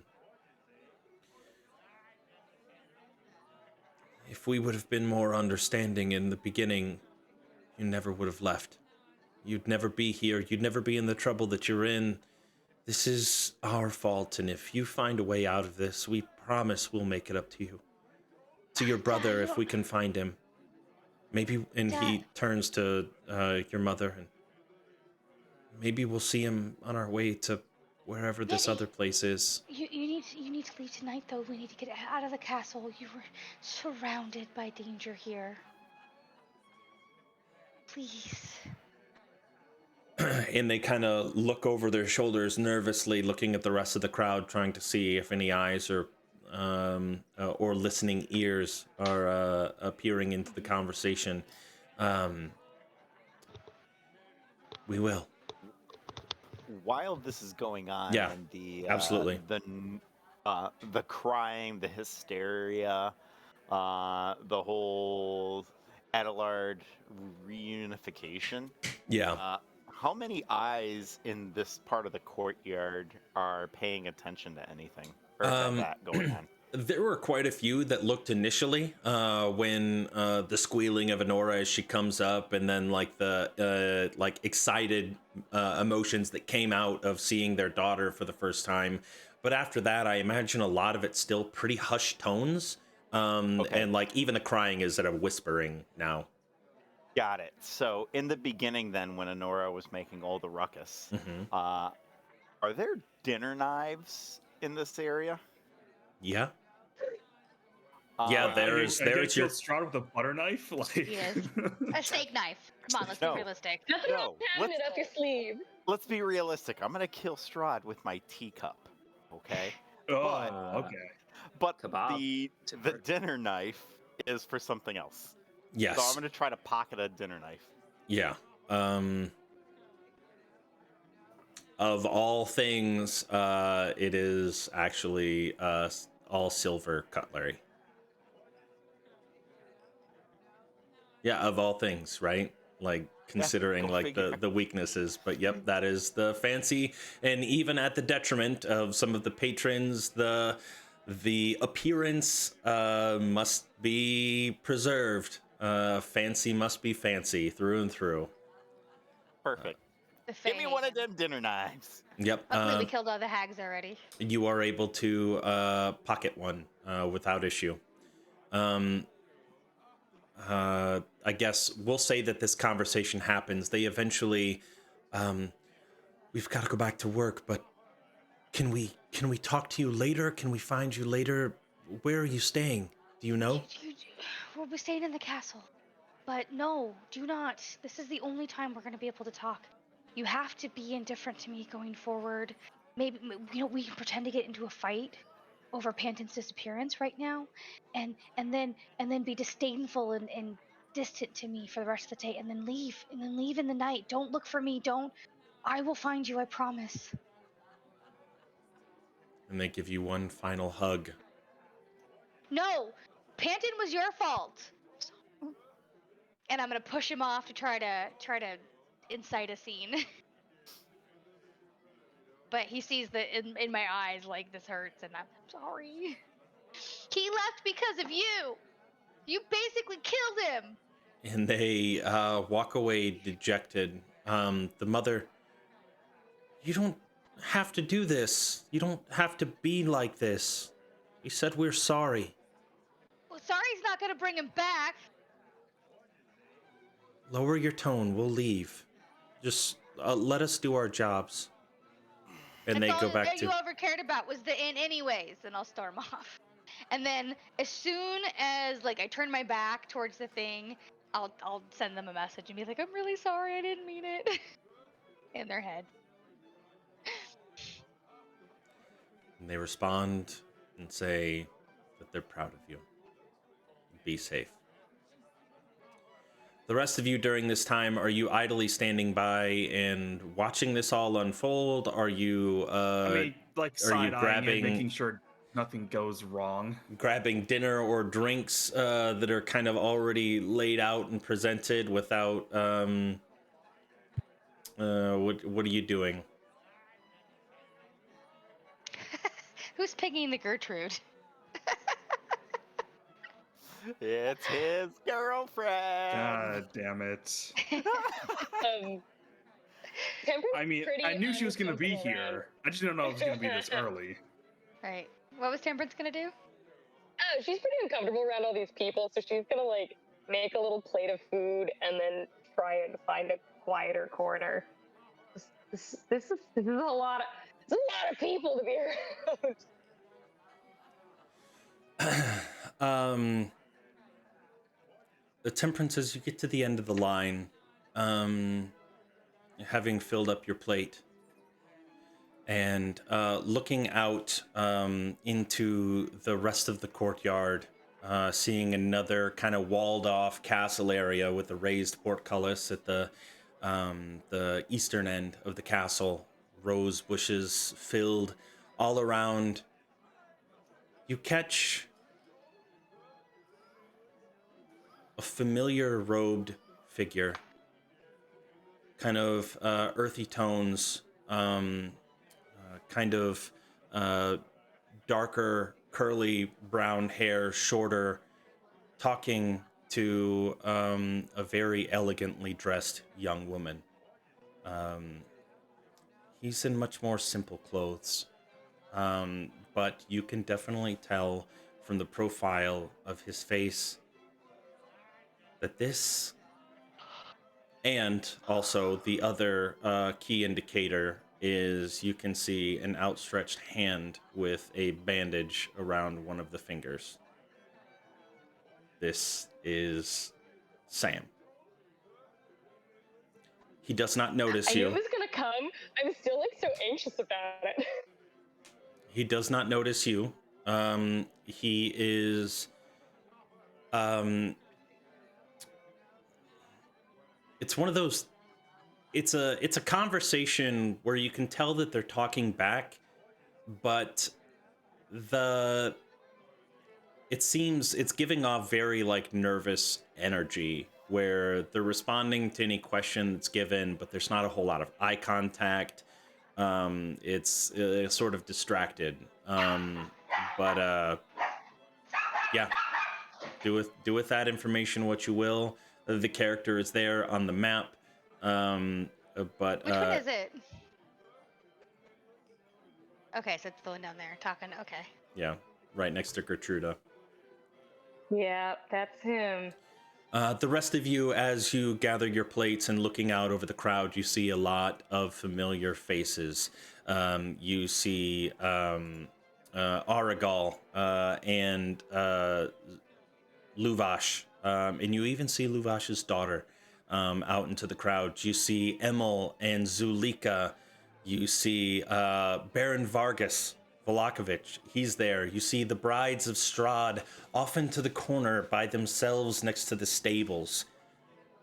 And a lot of other Barovian commoners as well as some outsiders. Plenty of colorful Vistani are around, as well as some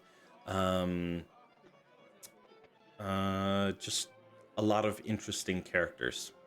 You even see an occasional were-raven, noted by their typical black clothing with a cowl of like dark feathers. But what do you do during this time?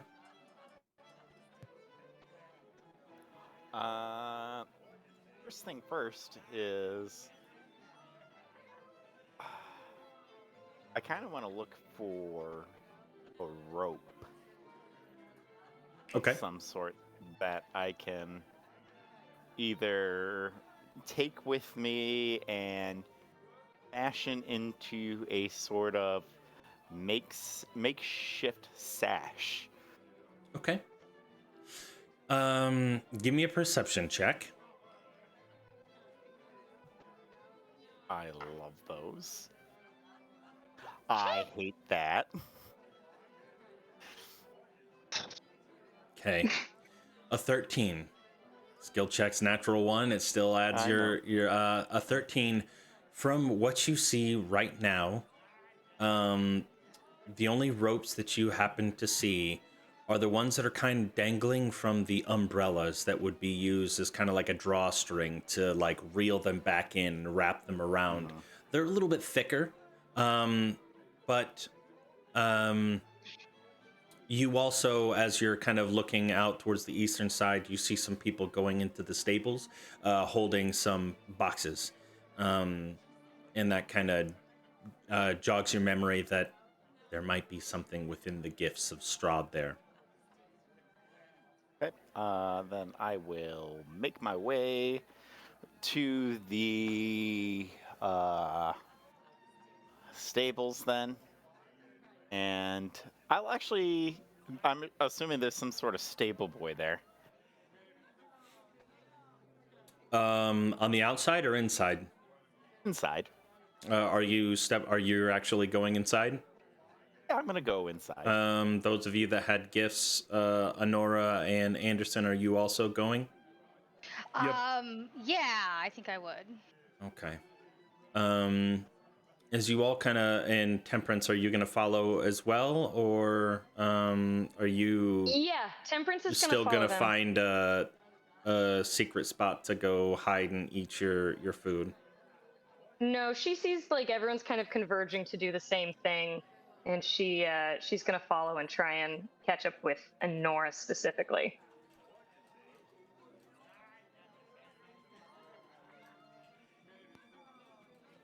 Okay. Okay, She's as got like streaks. She looks a mess. Puffy eyes. Hiccups. real quick before you enter in, Radovan, I haven't touched base with you in a bit. What are you doing out there in the front? Are these two bozos still standing out here? Yes.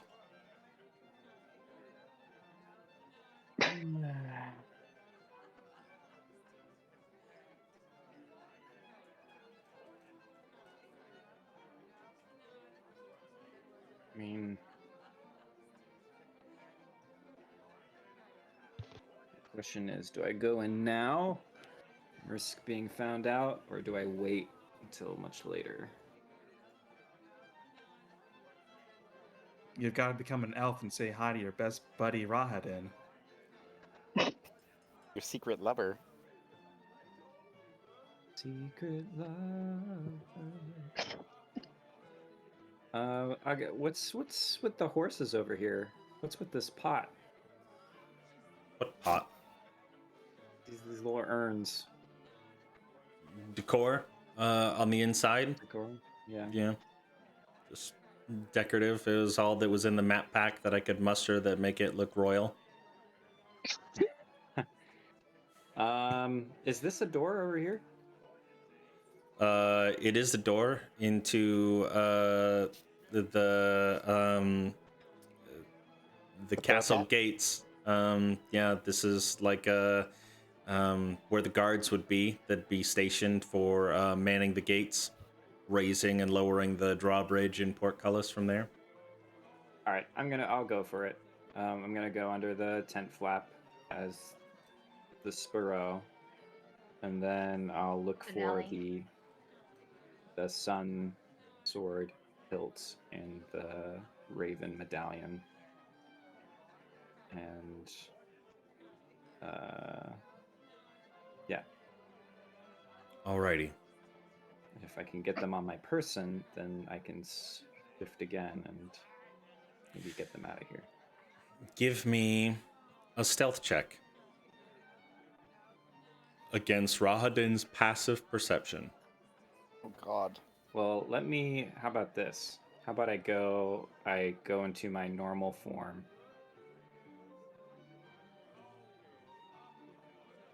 And do I have it prepared? Pass Or did without a I- trace. Get rid of it because of... I do have it prepared. Yeah, I will cast Pass Without a Trace. Okay. Pass.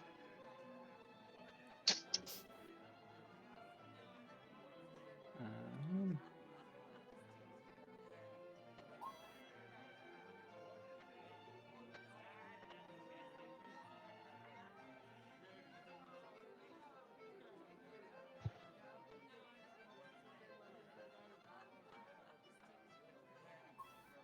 Nice. You So remember that's a what I 30 said? His oh, that's a 30 stealth because that's a not 30. with the plus. That doesn't include the plus 10. Okay. Yeah. You are able to sneak in, and you hear mild banter from Rahadin and Cyrus talking outside. But as you step in, you realize the next challenge that awaits you. There are 100+ guests here, and they've all had to leave their belongings inside of this tent. Give me a perception or an investigation check to see if you can find the belongings that that you look for. I'll give you the choice before you roll. You can either roll once to find all, or you can roll or not find them all, or you can roll individually for each item. Um. Hmm. I'll just roll once for both. Okay. And you're looking for the sun sword or sun Roll sword for both. and the amulet. Amulet. Okay. 5. Oh. Luckily, Sensational. looking around, and quickly catching the glint off of these ornate items, knowing that a lot of the guests already here with more mundane pieces of gear, these quickly stand out to you, and you are able to stealthily grab them. You do see the rest of your, with the 25, you do see the rest of your party's belongings, the bags that you've seen. We don't want to do that yet. We're going back to the party vibe. Thanks for getting those ones out of the way, DJ and Andrew. You're welcome. That's what I'm here for. That's really practical. And you see the rest of their belongings, including all of the potions and things that they had to leave behind. You're more than welcome to attempt to take as much as you can carry if you have the means to keep it concealed throughout the rest of Remember the that evening. big poncho I put on? Okay. I mean, yeah, that's up to you and your flavor. It's a very concealing garment. Okay. Right? It's up to you, whatever you decide.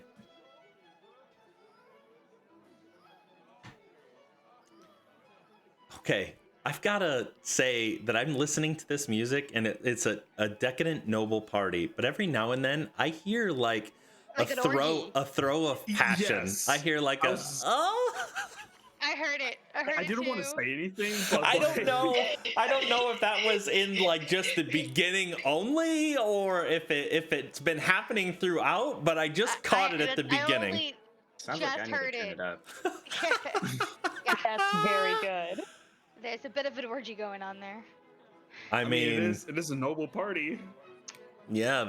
You know that cocaine is involved. Oh yeah. Anyways, what's your decision? Yeah, I'll grab a bunch of stuff. I'll probably leave Temperance's journal. I mean, Journal. if you grab her 28. bag, then you're getting her journal. Are you grabbing the satchels, or are you just grabbing individual things? And then you also need to consider carrying capacity. Is the dynamite in Temperance's bag? Yeah. Wait, I thought I had my bag. They just took the dynamite out. That's right. You have your bag. They took the dynamite out. You would find the stick of That's dangerous. what did I call it? I want to say like iridium, but I'm pretty sure that's a real thing. I can't remember what it's called. Blowing shit up. It's like I can't remember. what it was I called. just need to keep that tab open every time. It's okay. You find it. You find the ballasting metal. Okay. Yeah, I'll grab. How much does all this stuff weigh?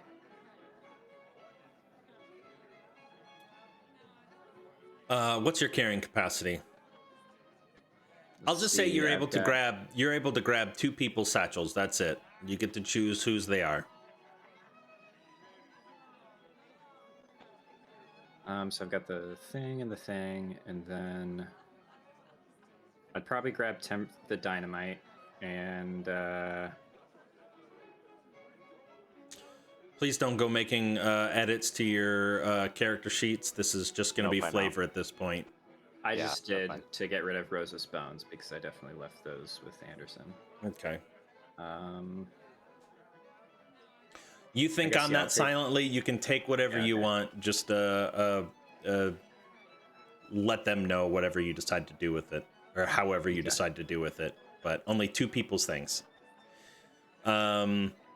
The rest of you enter into the stables to find the stone floor entering in, and you see the individual stables where the horses are normally kept for the carriages are all cleared and cleaned to be in absolutely immaculate condition. Multiple tables are set up, and you find No individual people that seem to be running it, but you do see two patrons walking out, having just placed their gifts inside. Um, yeah, you see a lot of different boxes. You even see a larger metal animal crate that is kind of tucked deeper into one of the stables, with some kind of clattering of what appear to be like nails against the metal cage on the inside, though you can't see inside of it from your vantage point. But what do you do once you're inside? Guard the doors, so maybe we can find some weapons or things to help us in here. Is there any rope in this room? I want Give to me. start rifling through the presents. Okay. How much are you rifling? Are you opening them? Like opening up the boxes? They don't have like wrapping paper like we do. A lot of it is just like wooden boxes that have been designed to where the lid snugly fits on top. Some of them crates that have even been nailed down and sealed. So like Bria or Temperance showed, I'll shake them to see if I can find, like gently. I don't want to break anything.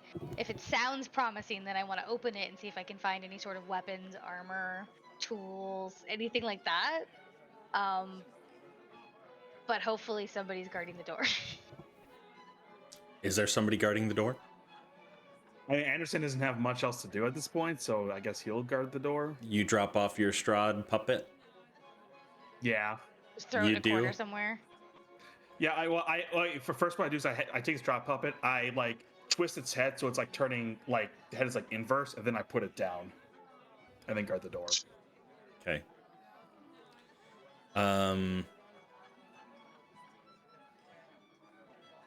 Give me a perception or I guess yours would probably be more of an investigation check if you're picking up and shaking the boxes. For Ramiz, yours would be more of a perception check to see if you can see any rope. How much rope are you looking for? Like 5 feet. That's it. Is it literally just enough to tie around? Because I want How to be able thick does it need to use be? Like, does Oh, it like can it be like a It does. twine type deal, or does it need to be like a thick rope? Like Needs to be that you. thicker. Okay. The idea is I might have to use that for a rope trick, and Okay.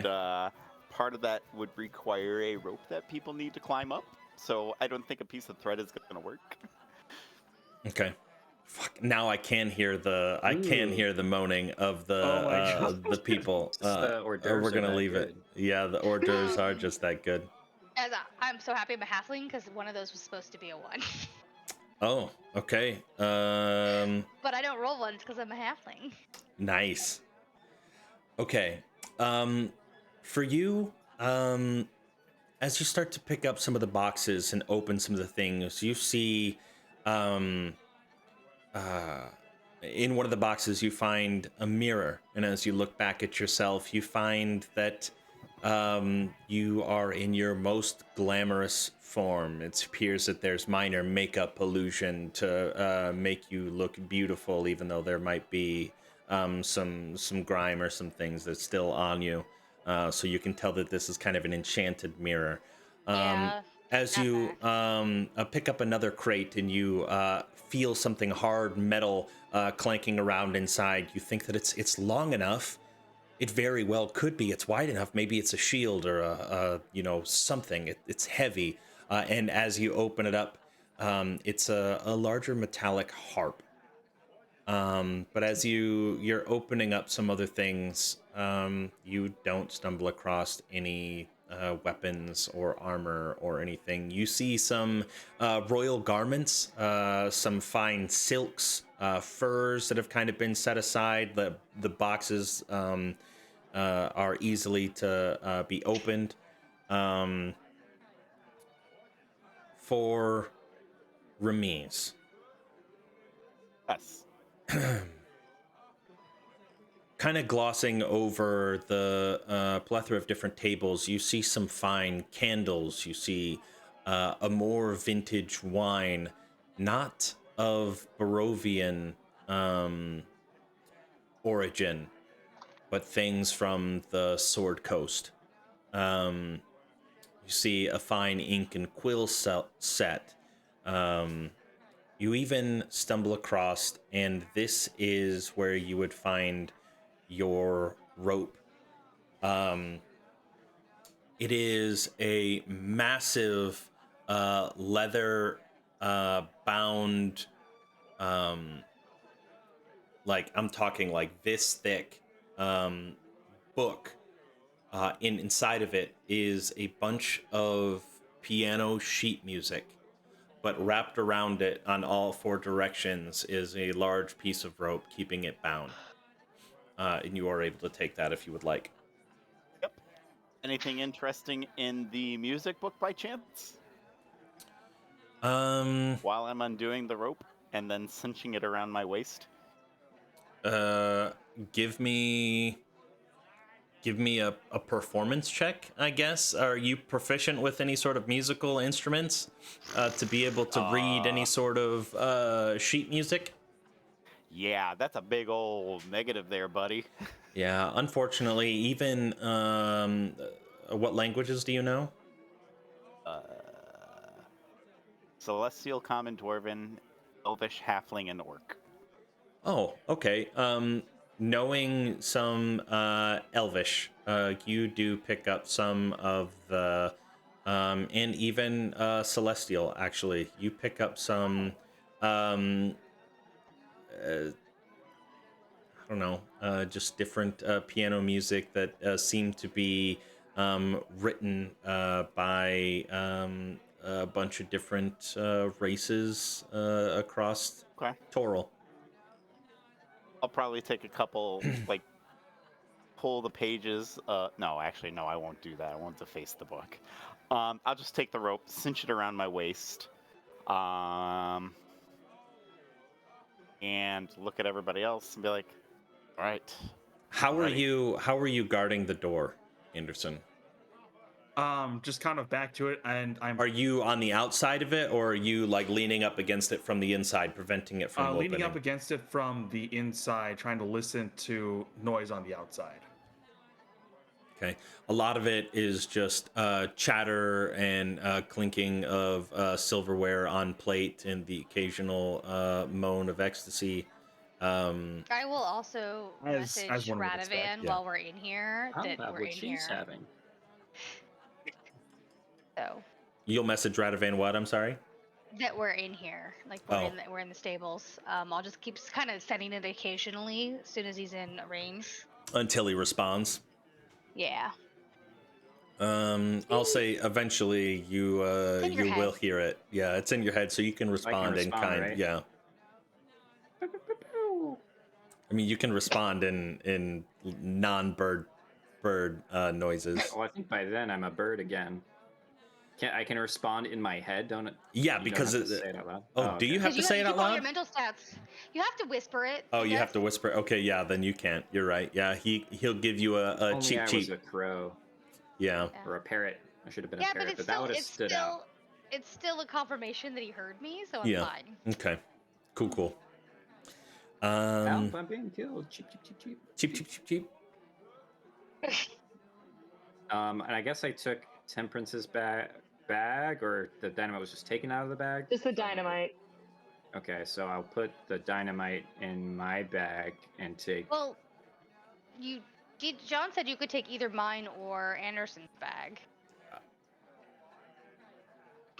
He wasn't having any nobody's. of that. Oh no! It's like shit. No, I left my bag in there, but yeah, obviously, I think that your two bags would be the best choice.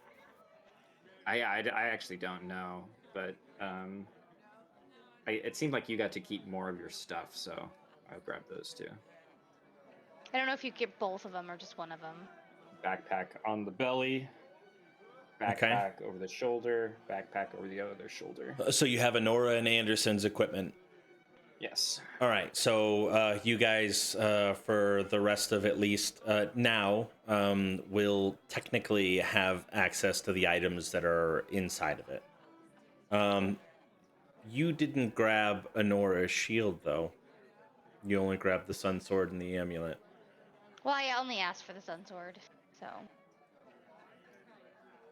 And I'm not trying to. I probably would have put my shield down and grabbed Honora's shield since I'm the rightful owner of the shield. That shield, I think. Where would you have placed it to carry it? You've really got to think about how. And obviously, as you're polymorphed, you can get by with it. Yeah. He puts on his head like a hat. But if you come out of that polymorph shape and you're looking like you're wearing 30 pounds of dynamite strapped to your chest, yeah, that is kind of how I am right now. Yeah. You know what? I'm just gonna go straight for Strahd now. Just dive bomb him and suicide it. That's Sun sword at the completely up beak. to you. Bird Bob. It's like totally. No, I'll.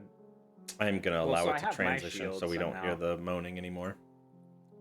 Is it distracting you? Yeah, it is just a little bit. It brings me out every time it happens. Not in like an arousal way, but just in a fuck.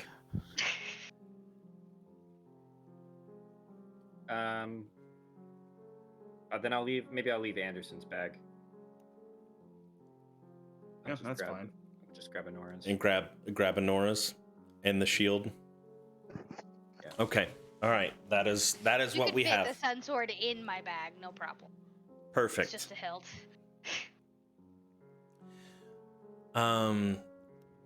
Anderson, just as it appears that everything is wrapping up, you do feel some resistance on the other side of the door as somebody tries to open it in kind of a muffled, "Oh, I think it's locked. Go get one of the workers." Anderson looks at both Nora and Ramis and says, "Act cool. People are here." All right. I will stop rifling through shit. And he will turn around and open it up to see who it is. Oh, it's just a commoner. Just a guy. Yeah, Okay. just a Vistani commoner. I just sent for somebody I thought this was locked. My apologies. Is everything okay in there? Oh, all is A-okay, just door was kind of stuck. Oh. That kind of happens with these old castles. And then he steps in around you, and you can see that he appears to be holding... what does he have? What appears to be a sort of grooming set. Some fine bone combs and some other ointments and things for like skin care you can see in like a basket. And he goes in there and drops it off. And the rest of you, I imagine, are kind of stepping out back into the courtyard with the rest of the guests. That is No. You're staying in? Honora's gonna kind of go up to Temperance and be like, play along, and she'll be just like, why would they do that to me? Just start like adding more to the wire. Can we have a moment, please? Act, Temperance, act. Temperance like freezes and like kind of pats Honora. Like, what's going on? Emotions, ew. I just need to Gross. drop this off. I'll be out here momentarily. And he looks for a clear spot to set it on top of the table. And after hearing you continue to be obnoxious in the corner, he eventually just sets it on top of a crate and awkwardly walks out. Sorry to invade. Maybe find a more private place in the castle. More people will be coming through here. Thank you.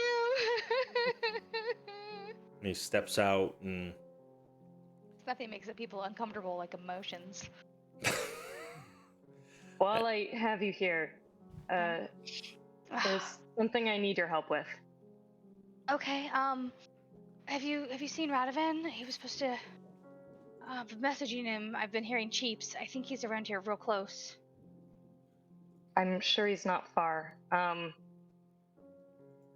I could use your sense of justice right now, and that anger that you have. What's going on? There's She immediately calms down, stoic, like ready to punch the guy. there's somebody here who hurt me really bad in my past. And I want to know what he's doing here. And I want to hurt him back.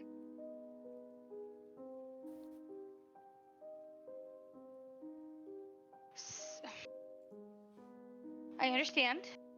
And I'm not saying that those emotions are wrong in any way, shape, or form. I don't think right now is the opportunity to do any hurting.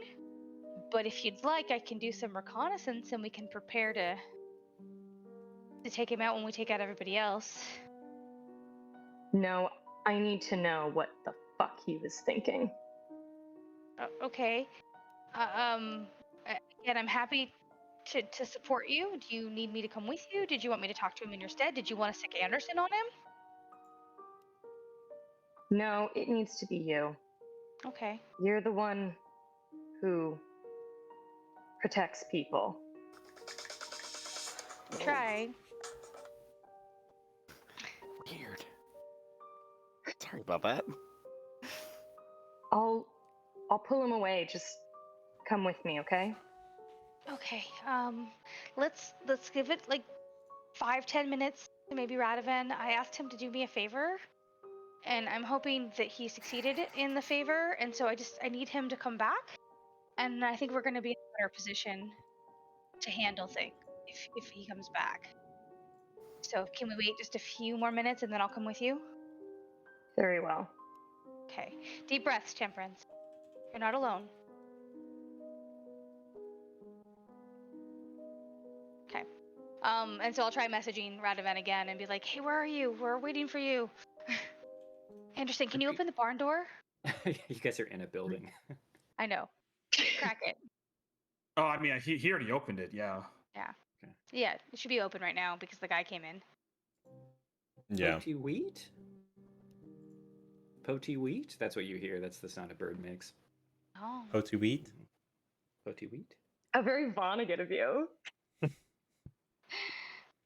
Are you gonna fly in or not? Yeah. Alrighty. Bird flies into the stables. And then I'll just land on your shoulder. Right, There's a fantasy. blue bird on my shoulder. Give him a little. Say you. Are you gonna stay a bird? Just nod yes or shake your head no. So you're gonna stay, okay, just stay with us, okay?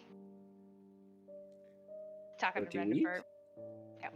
Alright, Temperance, I think we're ready to go now.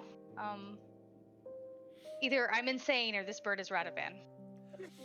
Oh god, I have G Fuel like deep into my nose because I snorted it. Supposed to drink it, not no. snort it. It was That's the worst. it was the potty wheat that got me. Joseph's on brand tonight, just making everyone laugh. Okay. All right, Honora, and I guess Radovan on Honora's shoulder. She'll turn to Anderson and be like, we'll be right back. Where are you going? Temperance says she has something she needs to deal with real fast. I'm probably just gonna go just inside the castle. All right. Okay. So. All right. Temperance exits the stable, and based on the map, it looks like Sam is not there, but is it obvious where he may have gone to? Or if he's still in the neighboring area? Give me a perception check.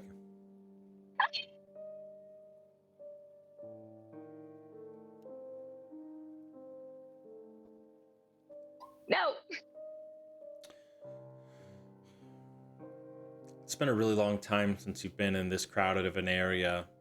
In fact, it's hard to even think back to even time in your village when you've been around this many people, this densely packed, um, like this type of environment. And it's difficult to pick people out in the crowd. You do see some familiar faces, but none of them appear to be Sam.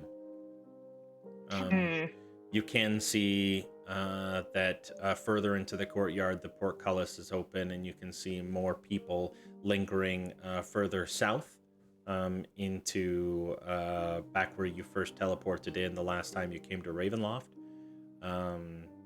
But you don't see him in this general vicinity. Okay. Follow me. I still want to find him. I don't see him here. Okay. And we go down. She's gonna towards be the really open. cheesy and offer to hold your hand.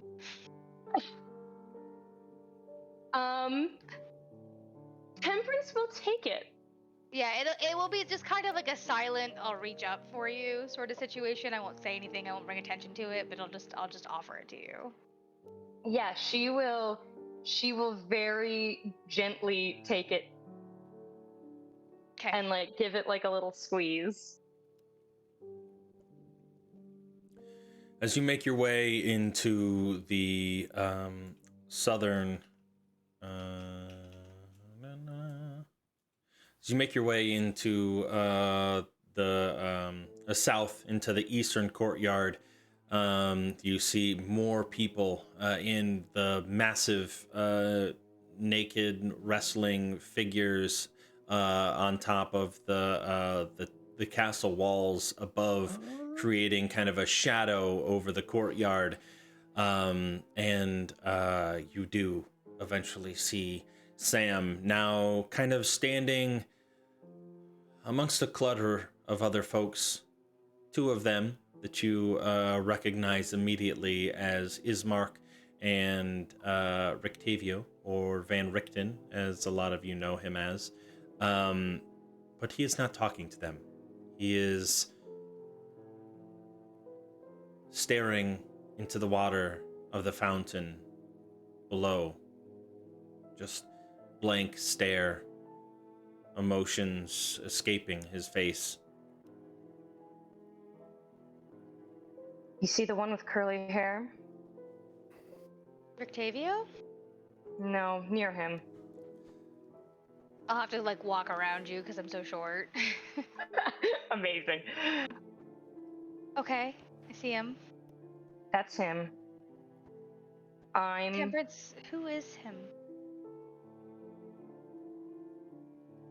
You know how I said that I was alone for a long time? Yeah. That wasn't entirely true, but I wish it was. He's someone who I will made kind me of pull her believe- off to the side so we're not in a crowd. Yeah. When she does this, yeah. Mhm. He's someone who made me believe that we were friends, and then he betrayed me and he hurt me. Hurt you how?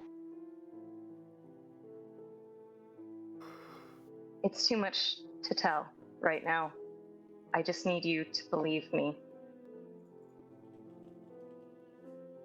Of course. Temperance, of course. I know you wouldn't lightly just accuse somebody of hurting you. And not with that look in your eyes.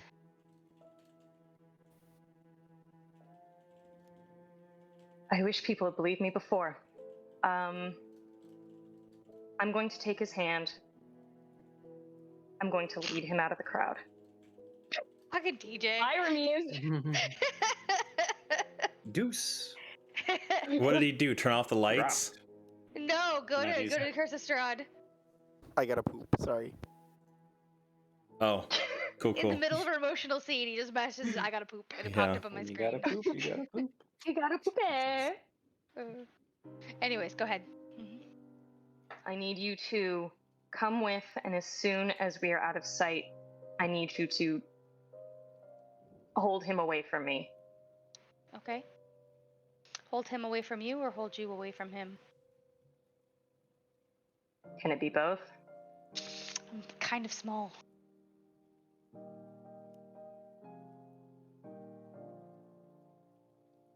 Hold him away from me. Okay. I want distance. All right, but you need this. I need this. And I'll squeeze your hand whenever you're ready. All right, Temperance starts walking.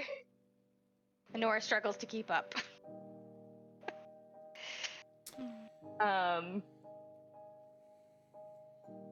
She makes an attempt as she like walks by to like casually try and grab Sam's hand and just keep walking. I don't know if I need a check for that or if Don't worry, Nora's right behind him, kind of pushing him. If he doesn't move.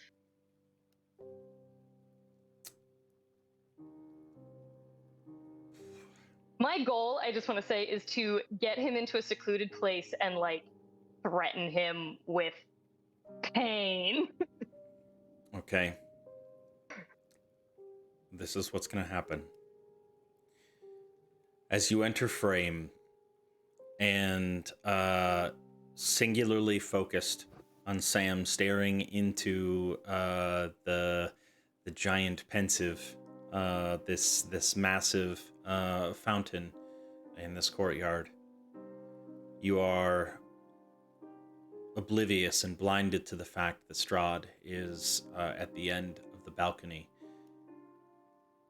And with a shadowy poof, as you come into line of sight, he appears in the courtyard, mere 20 feet away, and with a commanding voice,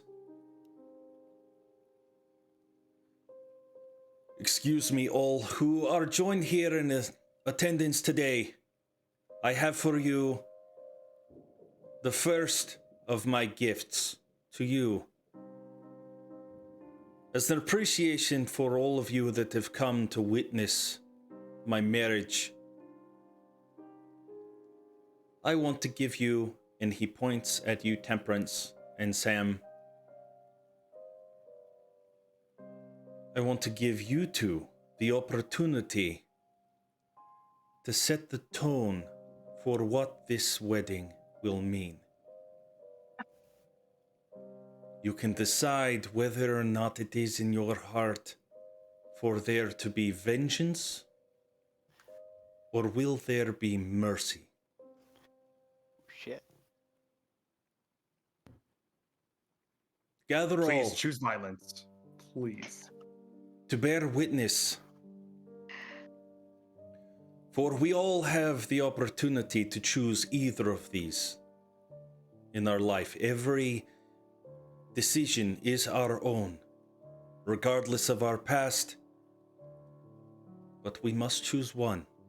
Indifference is not an option. Choose vengeance, or will it be mercy?"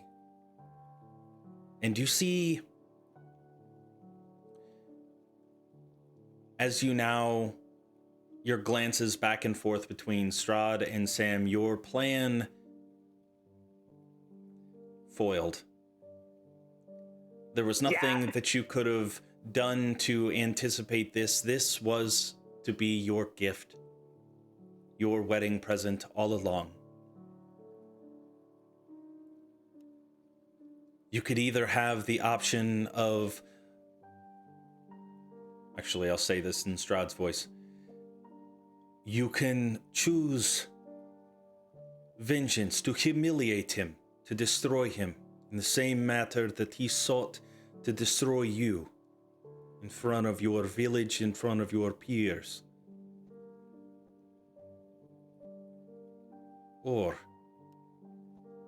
you can choose mercy and allow him to live, to go about his life forgiving his wrongdoings, knowing that now here in this place he is no longer a threat to you.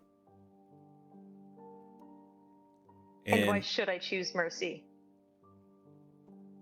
I am not here to decide. That is all for you to decide. I do not judge you either way. I see both sides of the coin. What are those And- sides, Strahd?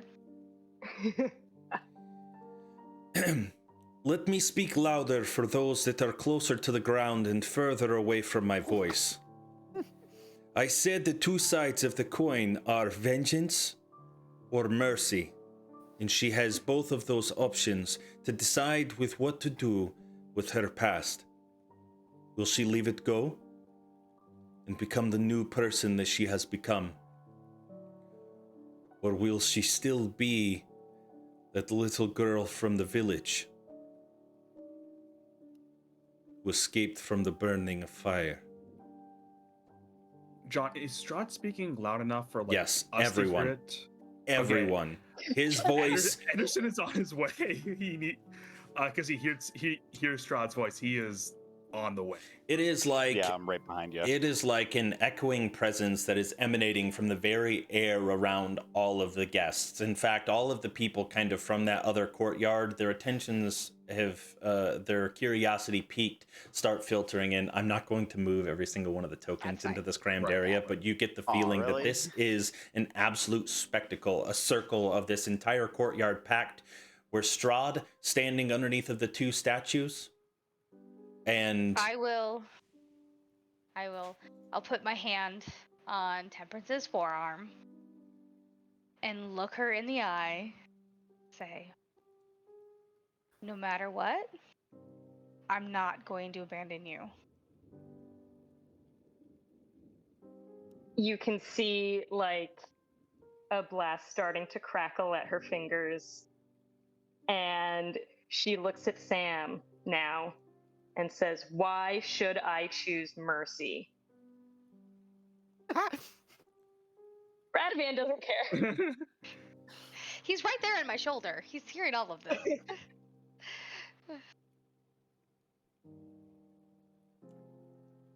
I'll wait till he gets back. And you can see the indifference that was on his face release as a spell seems to have been held over him to make sure that he complied. And as he takes in his surroundings, what's going on? Do you remember me? Yes, of course. How could I forget you? Listen. I don't know what's going on. Who are all these people? You What are do you not doing have the here? time for that right now. What do you want? Listen, I'm sorry. I'm so sorry. Just tell me what's going on. Why are all these people staring? You don't have time for that right now. What do you What want? are you sorry for, and how are you going to make it right? I can't make it right. Nothing that I tell you, nothing that I do can ever make anything right for what they did, for what I did to you. I don't know what you want from me. I can't take back what was done. What are we doing here? Where is this place?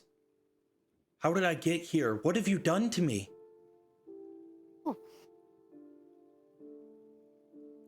Temperance, like, paces, like, starting to walk away. She releases one bolt of blast, or she releases two bolts of her Eldritch Blast in the air, one at him, and just walks away from the whole thing. Do you want the one to hit him? Mm-hmm. Okay.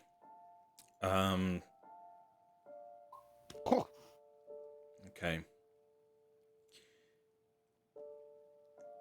As the one bolt shoots up into the air and the other one smacks him dead in the chest, we're gonna ignore the 5-foot disadvantage rule, just for I think she theme. walked away. She gave it a little like, yeah. As soon as you start to walk away, this bolt smacks him in the chest, and he crashes into the fountain, the water spilling from the now cracked marble statue down onto the ground. Strahd does not physically stop you, but verbally. Is it mercy then?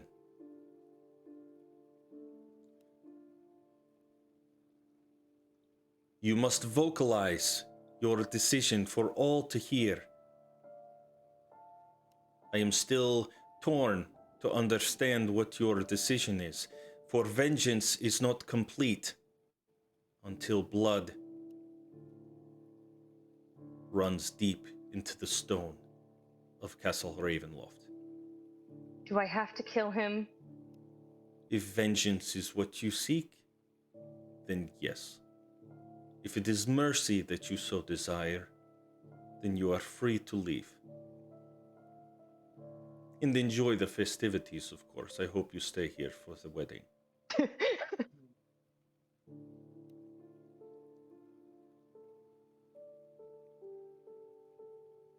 And as you say, do I have to kill him? Please, don't kill me. I'll do anything. I don't have much to give, but I can tell you anything you need to know. I'll give you any information you need. Think about the woods. Think about all the times that we had. Those were real times.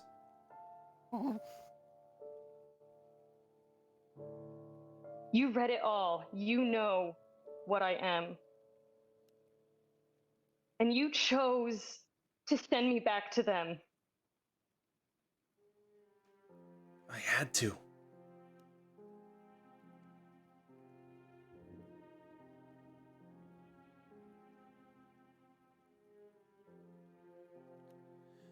Look, they're powerful people, more than you could ever even imagine.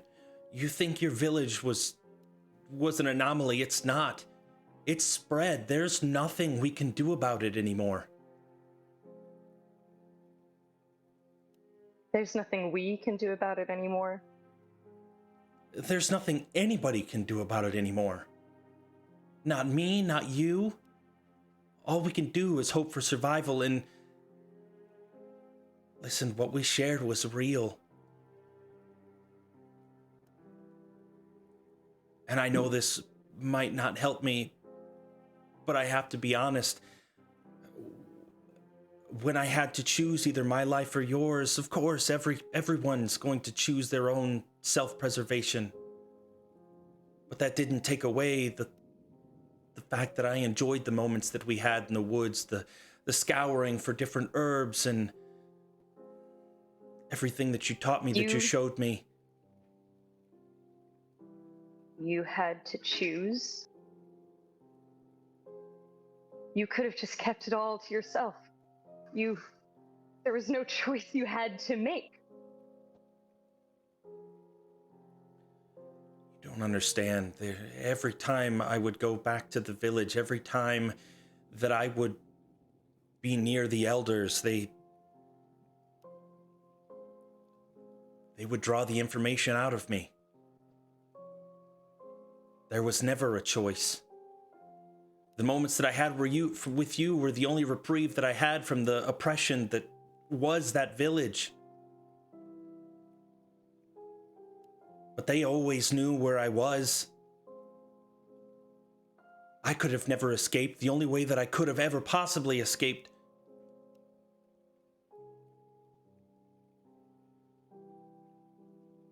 was with you. And I didn't want our times to end any more than what you did, but I was forced to bring you back.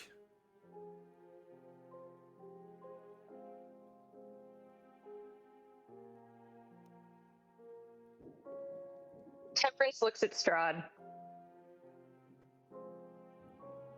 And she says,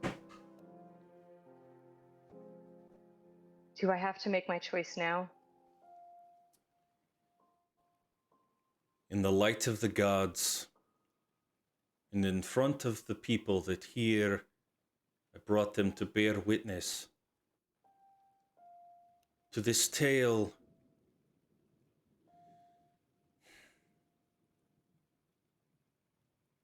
this story, this adventure. Your decision, your time is upon you. You must decide. God damn it. I don't want to do this, but I think it's what Temperance would do. You do whatever you want.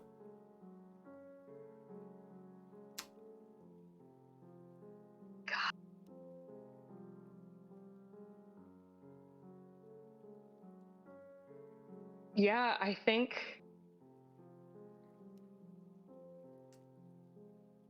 Temperance continues to pace for a second. And then she says,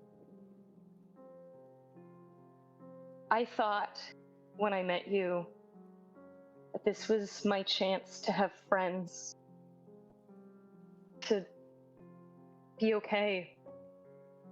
And I should have known. I don't get friends anymore. Temperance. Temperance, it's not true. You have us. Silence. This is the decision for her and her alone. It is not for any outside interference. Nora, you are my ally.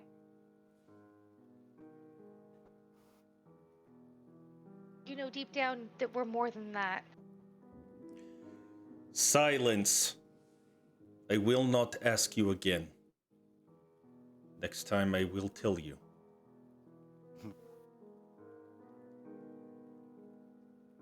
Fuck, okay, yeah, we're doing negative energy flood. Okay. Oh man, that hurt. Whew. Oh, I don't like that, but that's where it is. Oh man. I You can am. make the save. This is not necessarily about a combat. I want you to describe to me the way that you go about killing Sam in Destroying front of this all man, of yes. these people. As he sees the look in your eyes as you turn to eviscerate him, a look of knowing falls across his face, and he falls to his knees, his arms dangling, his knuckles hit the ground. That's what I deserve. Temperance just nods. It is. And yeah, I mean, she's gonna cast. Unfortunately, in this version, it does not. No. It's just. I'm just going to say that, like, this. Tell me how you do it. Like, describe what everybody in this courtyard sees. So it's a slow walk away from him, facing him, as her fingers start to crackle and change, and this dark black smoke comes out of her hands, and it enters into everything on Sam's face, and just the spirit is pulled out of him. I love it. As the smoke kind of envelops what you see, his veins turning black as the back of it. You can see his arch is exaggerated, his mouth agape, facing towards the sky, and eventually, as you can almost feel the weight being pulled from his body, he slumps to the ground. Actually, part of the spell. Yeah.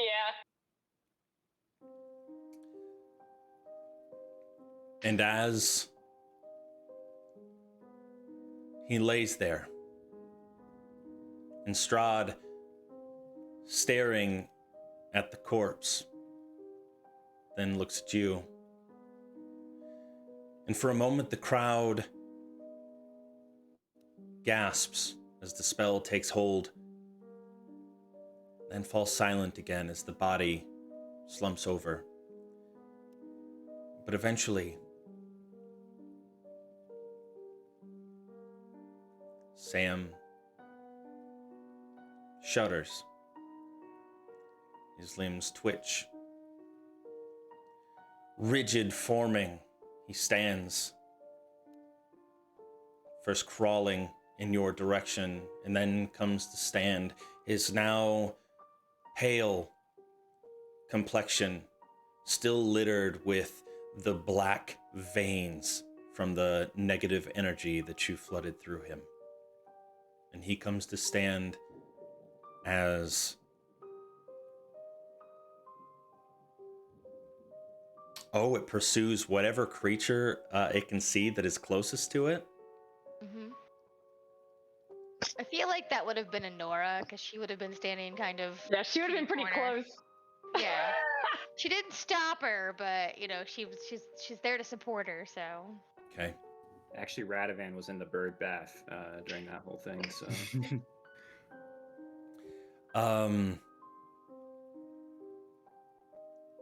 I think Temperance would let it rise up and then just blast it. Okay. Blast it down. Basically, you resurrected it so you could kill it again. Uh-huh. Double Perfect. murder. And we'll leave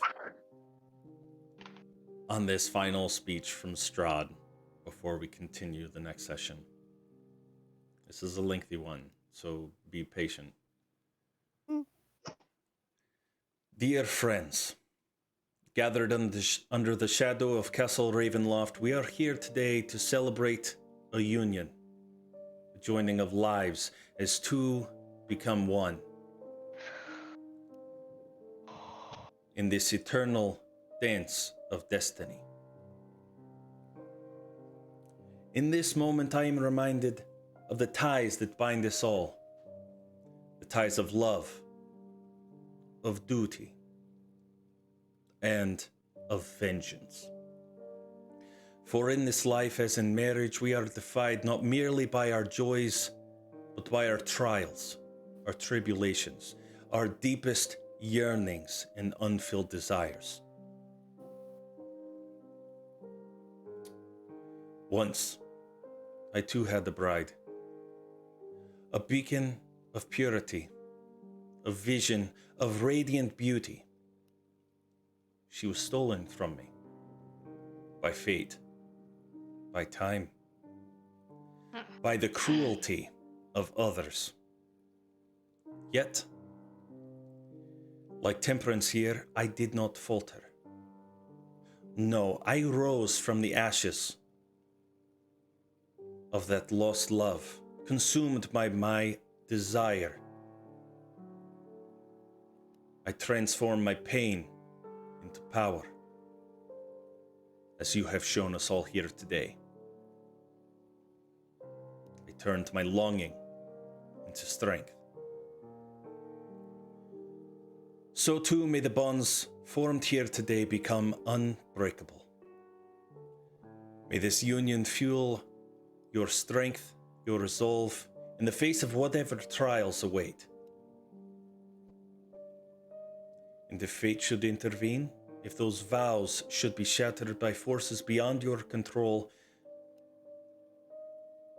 may your love become your vengeance. And he turns back towards Irina, standing at the end of the balcony overlooking Barovia. And she is slowly making the walk to stand up next to him. May your promises be your weapons, your shared dreams be your fortress.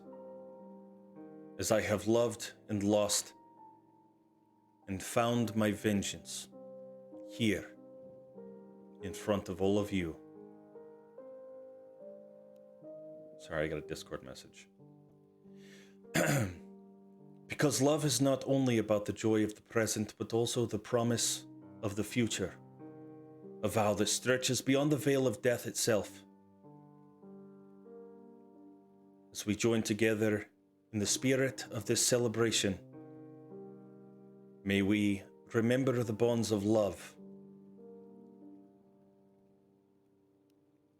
but also the seeds of retribution. That potent force that shapes our destiny. In the name of love and in the name of vengeance, he raises a glass. I raise a toast to all of you and this inevitable union between myself and my love. Honora is white knuckling it during this entire thing and just death glaring Strahd. May it be as enduring and unyielding as the stones of Castle Ravenloft itself. And he cheers out to the crowd and takes a sip. And Irina, standing beside him,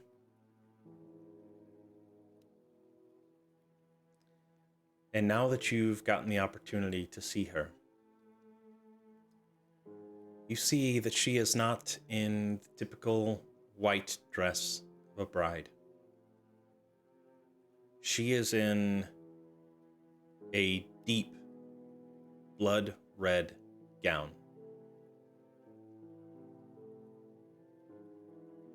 It's long, it is flowy.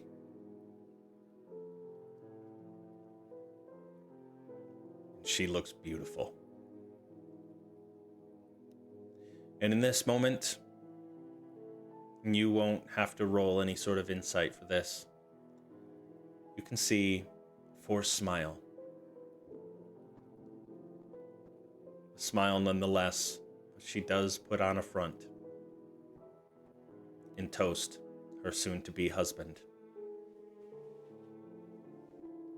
And that is where we'll end for tonight's session.